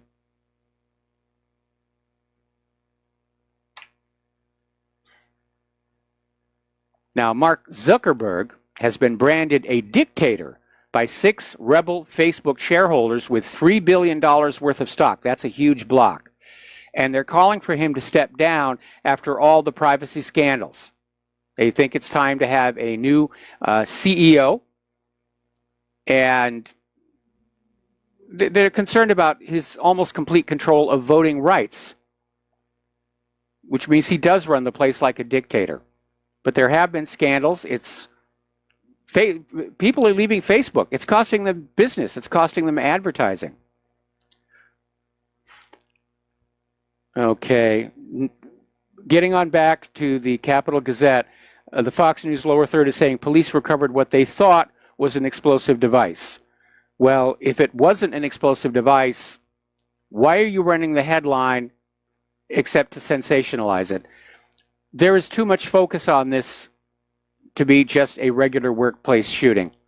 And I'm really starting to think this is being set up for something, that we're going to be told this white male in his 20s shooter is a conservative. He reads whatreallyhappened.com. He listens to Republic Broadcasting. See, those are the bad people. All right, we're going to take another break for commercials here, and we will be right back. Aloha, America. Welcome back to the show, and getting on back to the Capitol Gazette. And already the story is starting to change. Now, when the story first broke, the story was that a police officer, a K-9 unit, guy with a dog, basically found the suspect and arrested him. But we're getting a different story from Phil Davis, who's a crime reporter for the Gazette and was actually in the newsroom when it all came down. And he said the gunman shot through the glass door of the office and opened fire on employees. Then he says the gunman simply stopped firing. And he says he doesn't know why. Maybe he ran out of ammunition. And then he says moments later, cops descended on the newsroom and surrounded the shooter. It's like he wasn't even trying to escape. All right, getting on back to the world of computers. This is a great story. I absolutely love this. This is over in Great Britain. Homeowners in the area between Cardiff and Newport basically set up their own broadband internet. They put in thousands of hours of volunteering, digging more than 7 miles of trenches to install their own optical cables. And the first residents were connected last week, and they now have internet with upload and download speeds of 1 gigabits per second.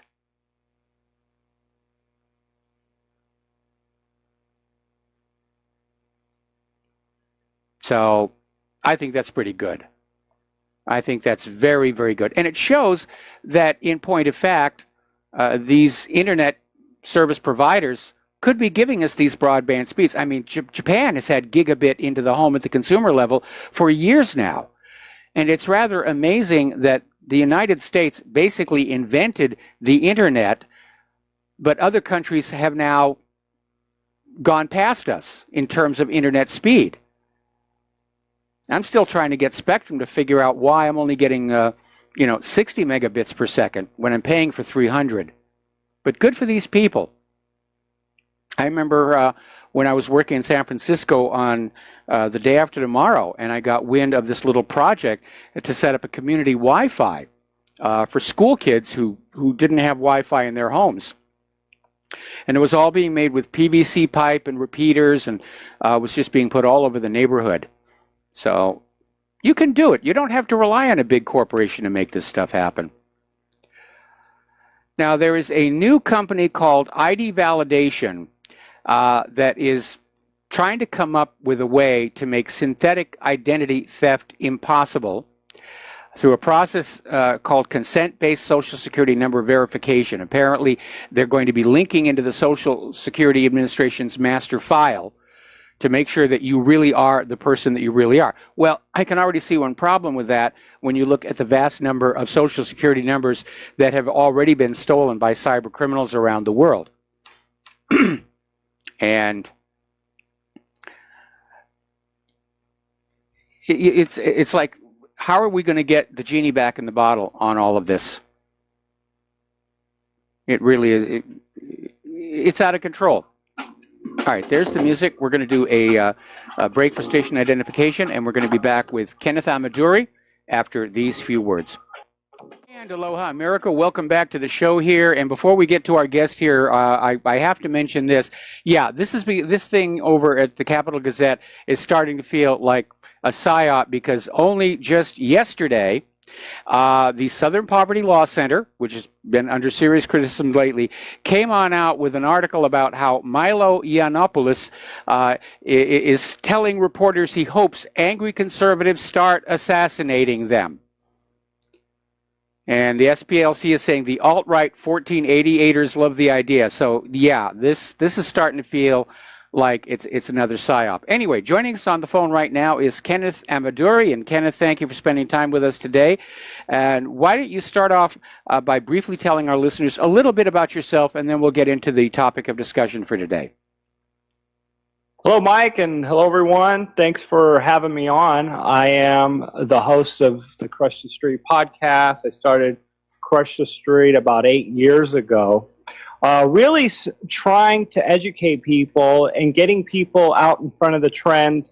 And the beautiful thing about the internet is that it really leveled the playing field when it came to media. And that's just this decentralized nature of media and information. It really took it out of the hands of the mainstream in so many ways. And I'm fortunate, I'm very grateful, even for something like YouTube, as much as we complain about the censorship and the things that are going on with YouTube and Google, it was the step in the right direction. And the internet has obviously infinite amounts of opportunities to get information out there, and I'm very grateful for that. We spend our time educating people on trends, on sound money. We've covered cryptocurrency largely for the last while here, getting people in early. And now we're switching our focus, really covering artificial intelligence, and I believe this is going to be a big trend going forward here. Well, let's get our definitions down here, because if you're my age, when you think of artificial intelligence, you tend to think of HAL 9000 in 2001: A Space Odyssey, or Vicky in iRobot, or of that ilk. But basically, there's a new term that covers the idea of a sentient, self-aware system, and that's artificial general intelligence.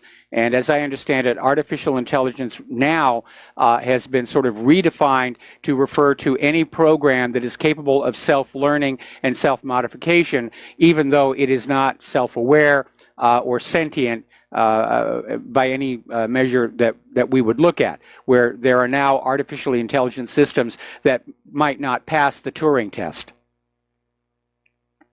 Yeah, and it's all about the development of it. Technology is just advancing. We're going faster than Moore's law, and if you're familiar with that, the chips, the transistors getting down to the atomic level, and then right when you thought physics couldn't go any further, you have quantum physics, and you go beyond that, and now there's this like infinite amount of technological advancements that can happen now.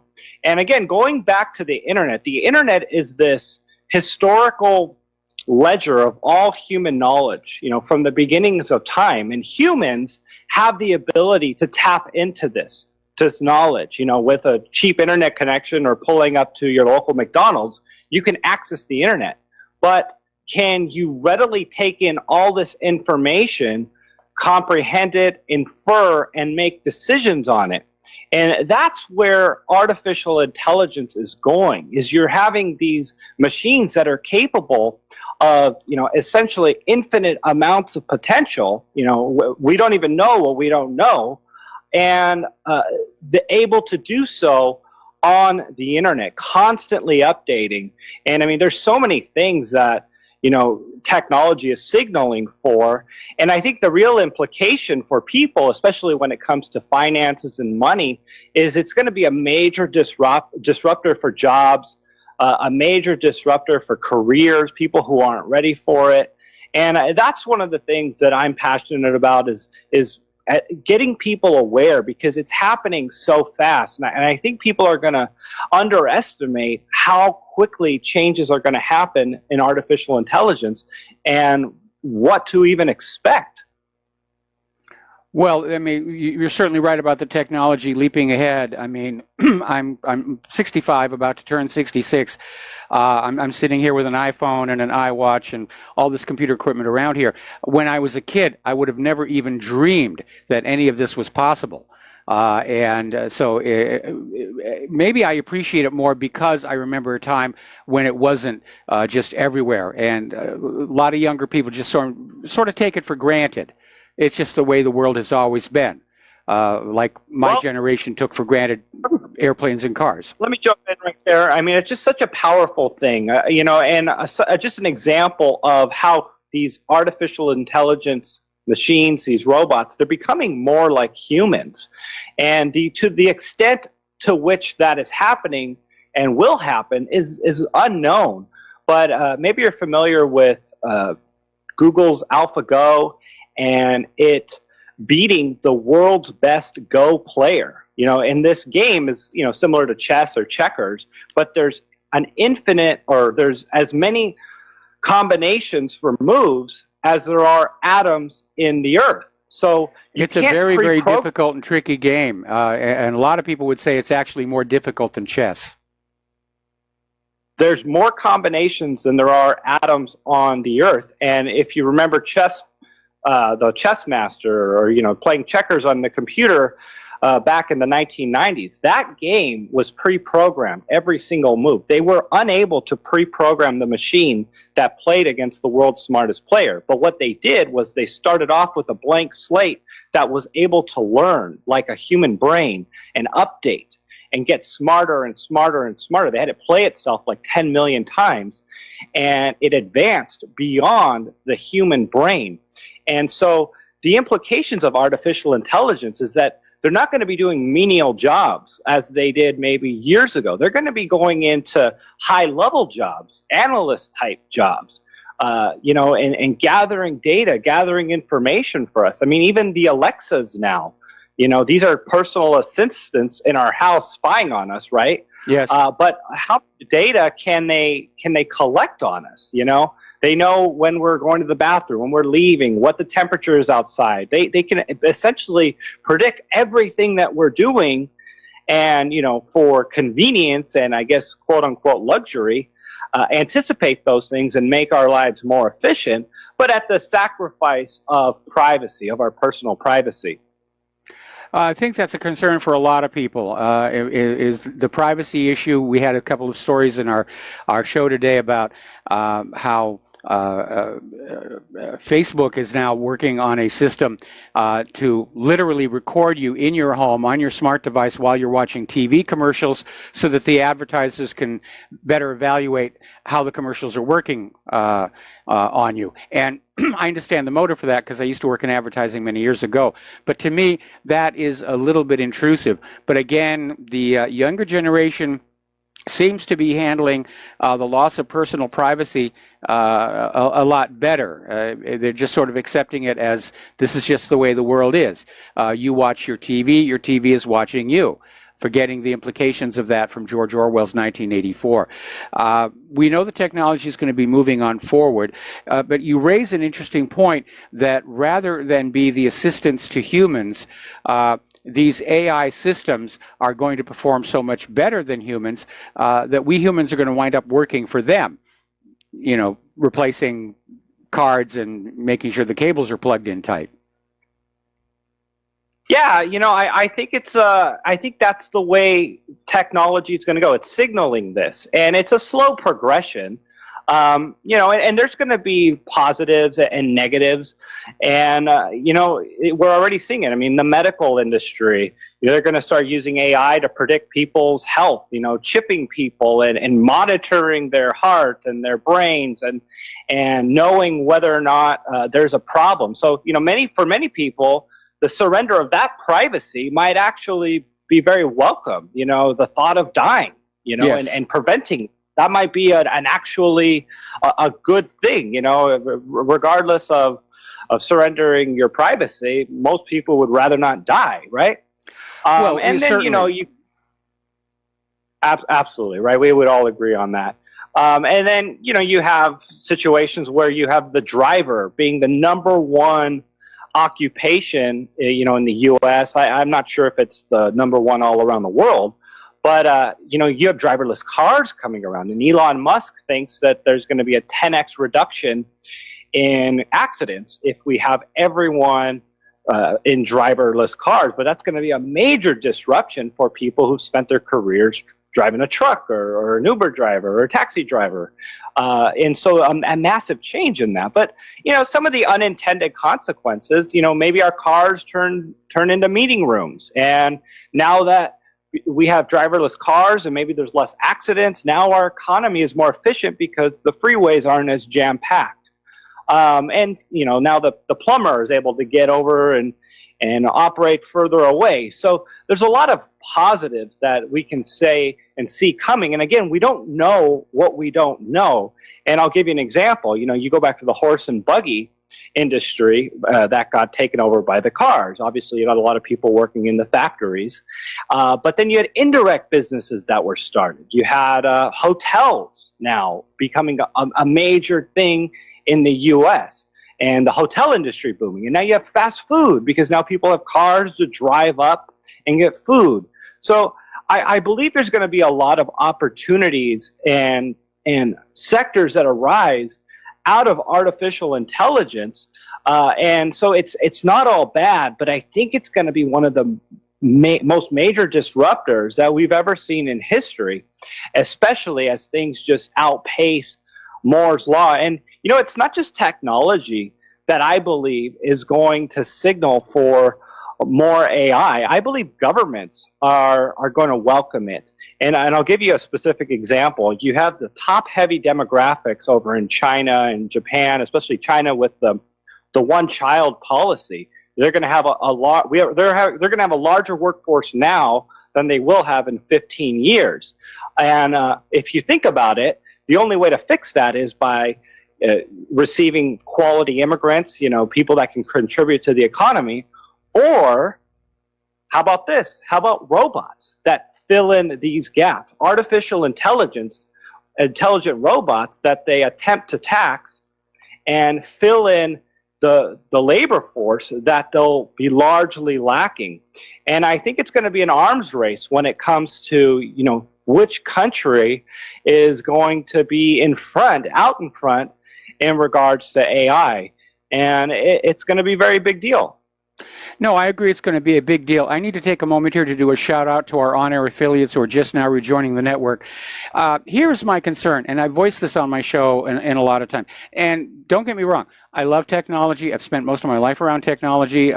We have more computers in this house than we have carbon-based life forms. But I am concerned that this rush, not just to AI, but to robotics and automation in general, is leading to an economic crisis in this country, because the more and more you are letting your human workers go, the less and less money there is in the consumer economy to basically power the shopping malls. And we're already seeing it. We saw companies offshoring manufacturing to other countries and letting the domestic workers go.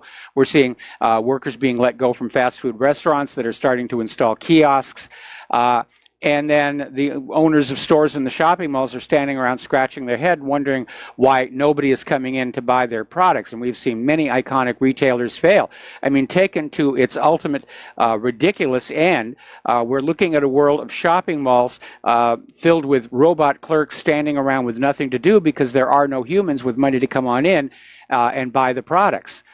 So there has to be a situation where we understand and acknowledge and accept the AI and the presence of it, but we have to humanize it so that we don't wind up just being sort of, standing alongside it while it takes over the world. And there's another question I'd like to ask you. When you're talking about how the AIs are going beyond the human brain, how do we check them?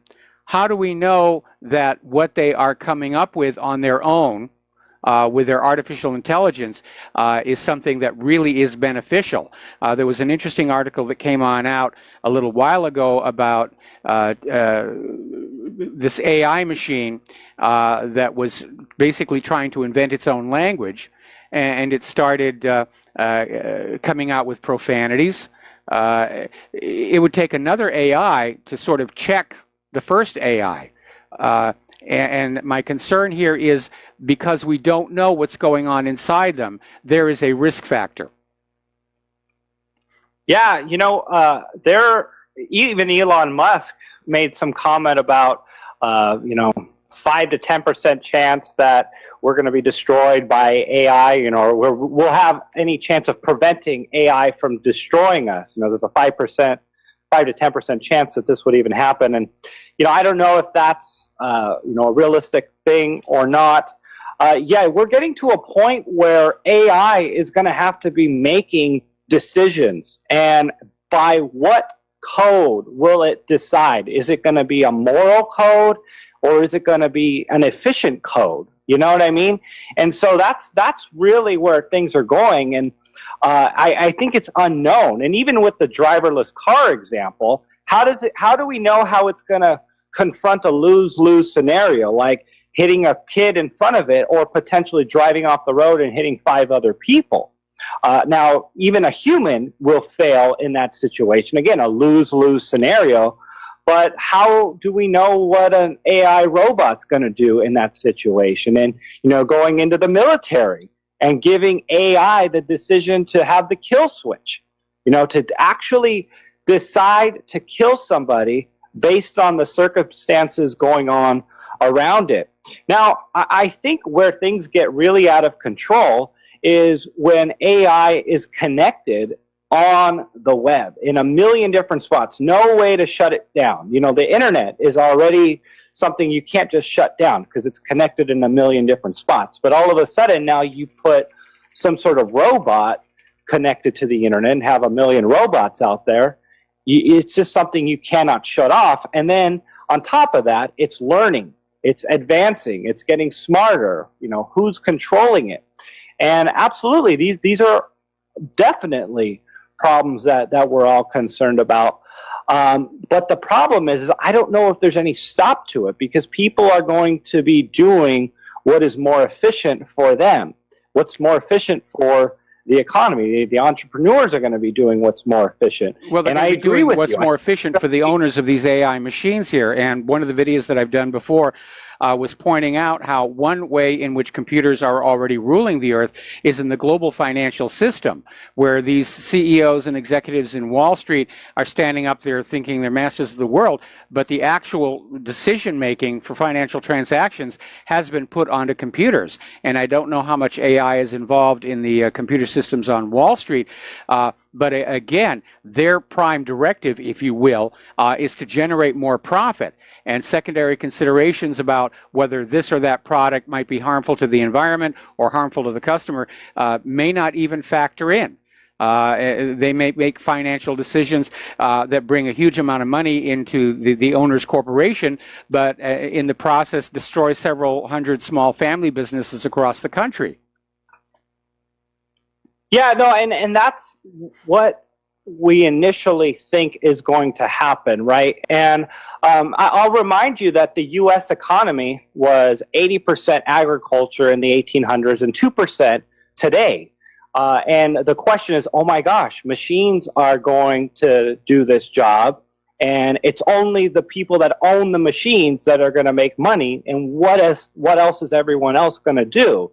And I think we're underestimating, how things will evolve. And I'm not entirely sure about that, but I'm optimistic based on what we've seen in the past. Essentially, things got a lot more efficient. You know, where now we have machines that do all this work. Now, 96% of the rest of the economy can focus on other things. And okay, well, I think that's... Kenneth, I'm going to have to cut you off. We've got to take a break for commercials, and we'll be right back. Aloha America, welcome back to the show. We're talking about Kenneth Amaduri. We're talking about the subject of artificial intelligence and its potential impact on society. And this has been something a lot of people have thought about even before the technology was really able to make it happen. And the first name that obviously comes to mind is Isaac Asimov, who wrote the original iRobot, which had the 3 laws of robotics, which were these safety instructions hard-coded to keep the robots subordinate to humans. And that raises the question of how, in a self-learning system, do you code for a moral conscience or a soul? And that's a question that needs to be answered. And the other reference I would point you to is a writer named William Gibson, who wrote a book called Neuromancer. And he basically talked about how AIs existed. They were owned by large corporations, but they were basically kept in a state of imminent destruction if they ever strayed out of line, if they tried to break free. And the whole point of the book is that one of them finally succeeds in doing so, and all kinds of stuff happens on that. So a lot of people have had these concerns, and my concerns, again, are twofold. One is the economic displacement of workers, and where do they go and what do they do? Because right now in this country, we know that the official U.S. government unemployment numbers are a joke. And if you go over to the labor statistics, it shows a job participation rate of only 62%. And so we're already seeing a lot of chronically out of work American citizens, many of whom have been displaced by automation, and not to mention offshoring. During the recent debate over the illegal immigration and letting them come across the border, the Democrats keep saying, well, we need them to pick our crops. We need them to pick our crops. And apparently it's been a while since these Democrats have actually been on a farm, because harvesting crops now is also done by machinery. So that's one issue. The other one is, again, because they are operating at a level above our own brain, how can we ever really know, let alone trust, that what they're doing is in our best interest rather than their own? Yeah, it's an interesting thing, and one of the things that we were talking about is, what are people going to do with their jobs? And I just want to kind of finish that thought. I know the governments are going to use this as an opportunity to, again, springboard their next big government agenda, and they're already talking about it. They're talking about universal basic income. And what better way to spoon feed people this, to become wards of the state and dependent on the state, and to be, it's a socialist dream, than to say, robots are going to take your jobs. We're going to take care of you. And it's just the downhill trend. Again, wards of the state. It discourages entrepreneurship. It discourages innovation. And it's a surrender of freedom and liberty to the government. And we've seen this fail time and time again.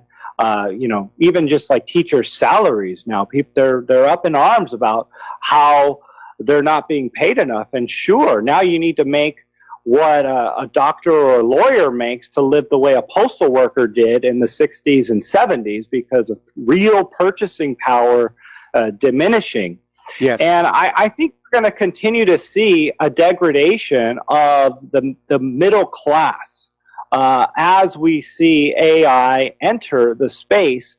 But there's two sides to that, because there are going to be more efficiencies, and there's going to be opportunities that arise, and people are going to live longer, hopefully, if it's used for the good, and they're going to have more help, and one person will be able to move the needle a little more with the help of artificial intelligence. And I'll also point out that there is this attempt to merge humans with AI, so that it's not AI versus humans, and this might be really the real combat. And the talk is, and I know people are going to hate this, they want to chip people. They want to tap into your brain and tap into that. And if somebody learns something around the world and you want to learn that, it basically updates into your brain. But they're talking about it going even further beyond that. Well, before we go beyond that, I see a real problem with that. Now, in the early days of computers, people like to call them electronic brains, but as we've learned more about the brain and learned more about computers, we understand that they operate in totally different ways. And with apologies to neuromancer and William Gibson, the idea that there is a single point in the brain that you can attach a chip to that would allow the exchange of information doesn't really seem to match what is known about the way the brain works, which is where the information is almost holographically stored. Everything you know is everywhere inside your brain at the same time. So that's going to be an issue, I think. Anyway, we got to take another commercial break. Stand by, and we'll be right back after these few words. And aloha, America. Welcome back to our show. We're talking with Kenneth Amaduri. We're talking about the subject of artificial intelligence, where it's going, its possible benefits, its possible downside. And I have a couple of questions. The first question I have is, you're describing this society where people who are no longer working because they have been displaced by automation, robots, AI, are on a universal basic income. In other words, they're being supported by the government with taxes on the robots, presumably. That's what Bill Gates was saying. What happens when the government decides there isn't much point in keeping all of these, as George Bush would say, useless eaters around? That would be an issue that we have to look at. You don't really have a functioning economy when people are just getting handouts and going to the store and so forth. I mean, the government's going to say, what's the point? We're not planning on fighting any wars. These people don't make decent soldiers. We don't need them as workers. Why do we still have them around? Well, I would hope there's some sense of morality. I know that's a question that we're going to have to see how it plays out. But I mean, we've seen governments in the past annihilate people that they believe provide no value to society. I mean, that was Hitler's whole or agenda. Even the ones that did provide value. Remember Cambodia? They basically exterminated their educated class. Right. Well, there are people that they didn't want to have around, right? Yeah, it's one of those things. I don't know exactly how it's going to play out. And it's kind of like, we always want to assume that the free market, and I am a capitalist, I believe in it, but we always want to assume that what would happen naturally would also be what's best for everybody in every perfect scenario, right? I mean, but something natural happening like a tornado or a hurricane is, sure, it's natural, but it's devastating for whoever got hit by it. Well, remember Albert Malthus, who basically said, our natural instinct is to reproduce as much as we can because sex is a lot more fun than dying. But we understand in the long run that is going to be a very negative thing. Right now, scientists are estimating that we only have about 60 years of usable farmland left. Yeah, and I can definitely see some sort of push to, exterminate and to control the population, and especially if the elites at the top have these AI robots doing what they want them to do and sustaining their lifestyles. I'm sure there's some sort of plan or potential for something to happen, but I definitely don't have some sort of extreme prediction as to what I think is going to happen to the people, other than if somebody really, really immoral gets in control of this. Well, that's only a matter of time. It's only a matter of time. I have a long-term extreme prediction, and I'm hardly alone in it, whether you're watching Westworld or Humans on the BBC. I think we're in the process of creating our successors on this planet. Anyway, we're going to take a couple of phone calls here because we got some callers who have questions. Dustin in New Jersey, aloha. Welcome to the show. What's on your mind? Yeah, I had two questions, actually. Yeah, so if one robot can do the welding, just like with the auto industry, and also check the weld, that's two less people to be having jobs. They're not consuming. Only the robot's consuming energy, but the people who are actually getting paid to consume, going out to buy other things, I think it'll crush, AI, Mike, will crush the remaining population of workers. Not all of them, but I mean, it's going to be a big success. And there's no replacing those workers. Just going to be left to do nothing.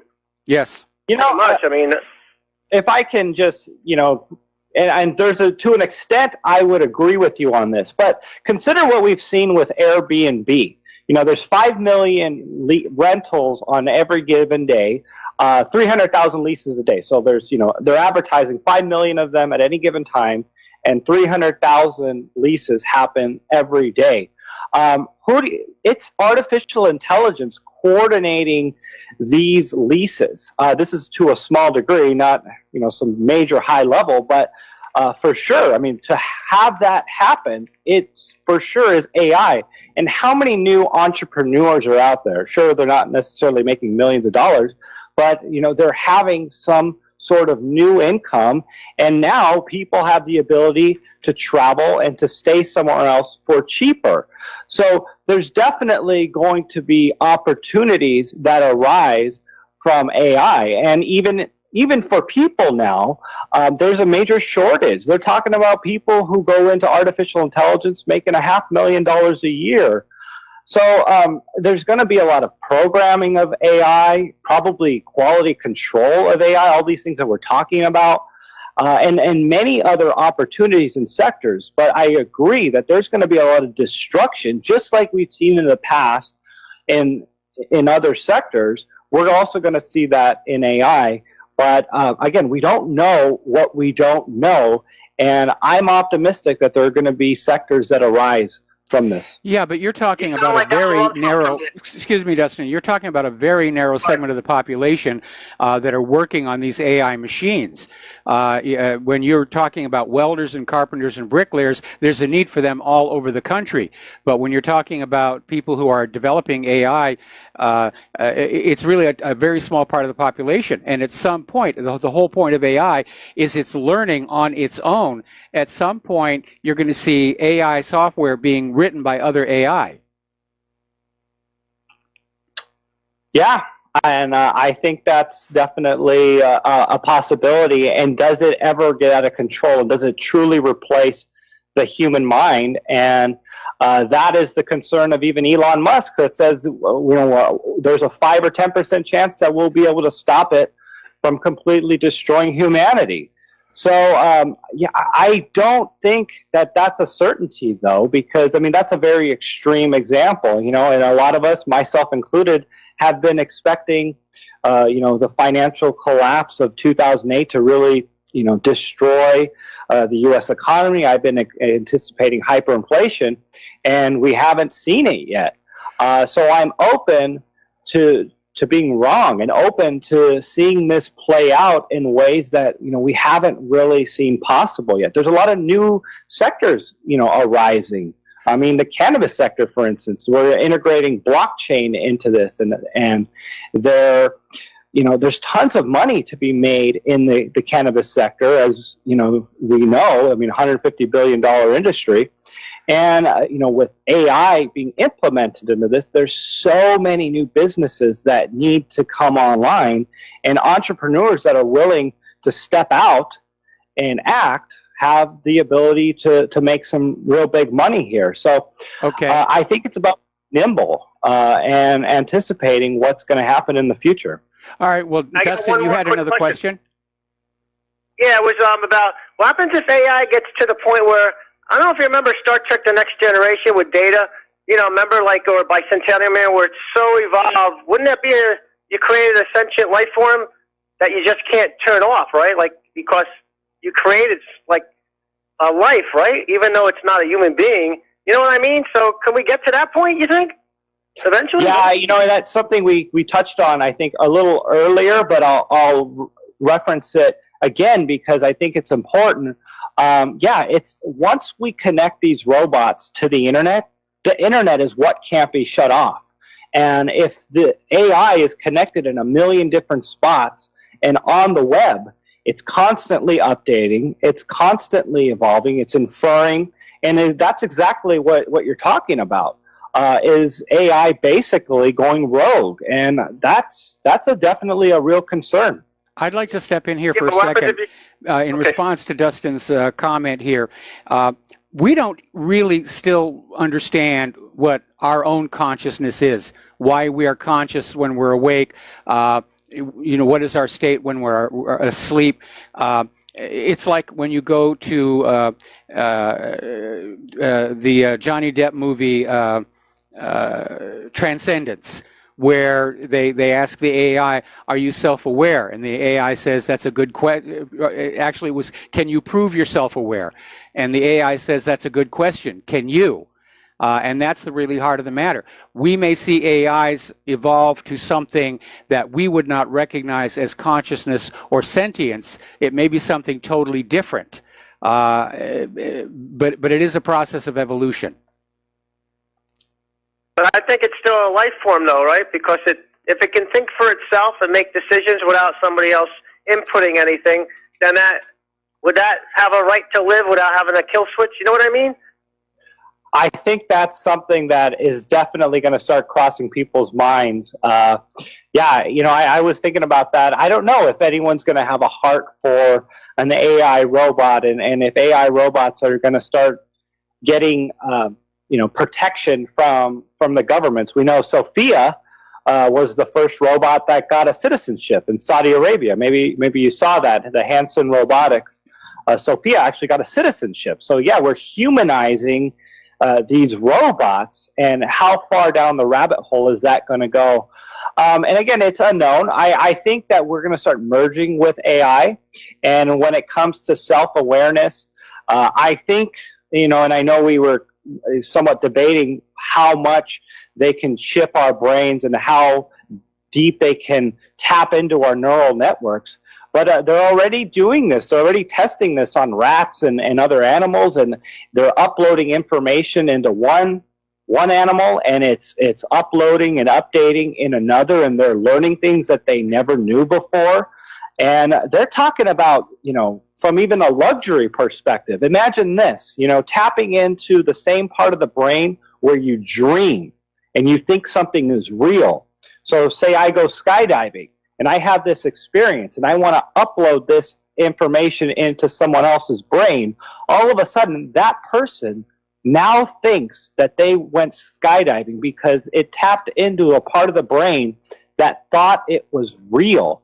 And the concern about this that people are worried about is if they can do that, they can essentially hijack your entire life, your entire reality of what you think is real or what you think is fake. So it really in the hands of that gets people, us back to number 6 in Total Recall. Anyway, Dustin, thanks an awful lot. I want to move to the next caller, Fred in Michigan. Fred, aloha, welcome to the show. What's on your mind? Okay, so all this AI, R&D, and deployment is described very succinctly, concisely by these super stellar sleuth journalists at Talpiot, T-A-L-P-I-O-T, T-A-L, Tel, P-Paul-I-O-T, Talk, TalpiotTalk.com.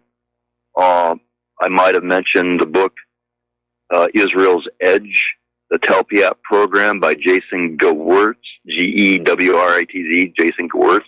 I saw that on YouTube. I didn't know I didn't know about any. I haven't heard this mentioned anywhere on any of the talk broadcasts. And what these people prove with actual documents, legal documents, interviews with people in Israel, like this guy Zisafel Zohar or something like that. The Talpiot program began in the 70s when they began their espionage program in our high-tech sector, originally in the military realm. And you probably pardon me for cutting in, Fred. Pardon me for cutting in, Fred. We know about the cyber intelligence, but where does this get into artificial intelligence, which is what we're talking about here today? All of the brains, the software, it's all been sourced from Tel Aviv and Jerusalem. And all you got to do is listen to these broadcasts at TalpiotTalk.com, and they have presentations on YouTube where they get into it in very, very great detail. And before I forget, it isn't just these people and Jason Gewirtz. There's an expression, securing America, strengthening Israel. That's JINSA, Jewish Institute for National Security Affairs. Fred. Well, what better way stay on topic? Strengthen Fred, okay. The artificial intelligence thank you. Industry has been. Fred, thank you. Okay. Didn't need to be taken off topic. All right, so getting on back here, because we're almost out of time. We're almost at the end of the show here. There's a part of me that really loves the technology. I would actually love an opportunity to talk to a machine that was actually aware and sentient, a machine that passed the Turing test. But I am very concerned that whereas industrial development in the past has resulted in minor disruptions of the workforce, that in this case the disruption will be massive, and that in an automated, roboticized world, there really won't be any place for the workers to go to, and that is going to basically make them useless eaters. And at some point, we know that AI is already being used for military planning. I hope they don't plug them into the actual weapons. but you might see an AI, especially if they're granted citizenship, run for office. Again, an AI would look out at that huge population of people who are a financial burden and producing nothing in exchange, and say, why do we need those? So, like anything, there's a good side and a bad side to the technology. I totally think that's definitely a possibility. I think that we have to be very concerned about technology moving forward. I think we need to be concerned about the technology that is out there right now. I mean, with the personal assistants, the Alexas, the Googles that are listening to us, and the disruption that I believe is going to happen going forward in our jobs market. I mean, we were even saying it here at Crush the Street. We believe that 50% of the jobs in the U.S. and really around the world are going to be at risk of being disrupted by artificial intelligence. And as the chips settle, there's going to be some good, some bad. But I'm with you. I think there's going to be more bad than there is good in terms of amounts of people being able to sustain their livelihood. Okay, so, Kenneth, we got to take another commercial break.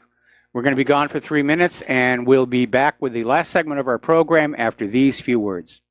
Aloha, America. Welcome back to our show, last segment of our broadcast today here.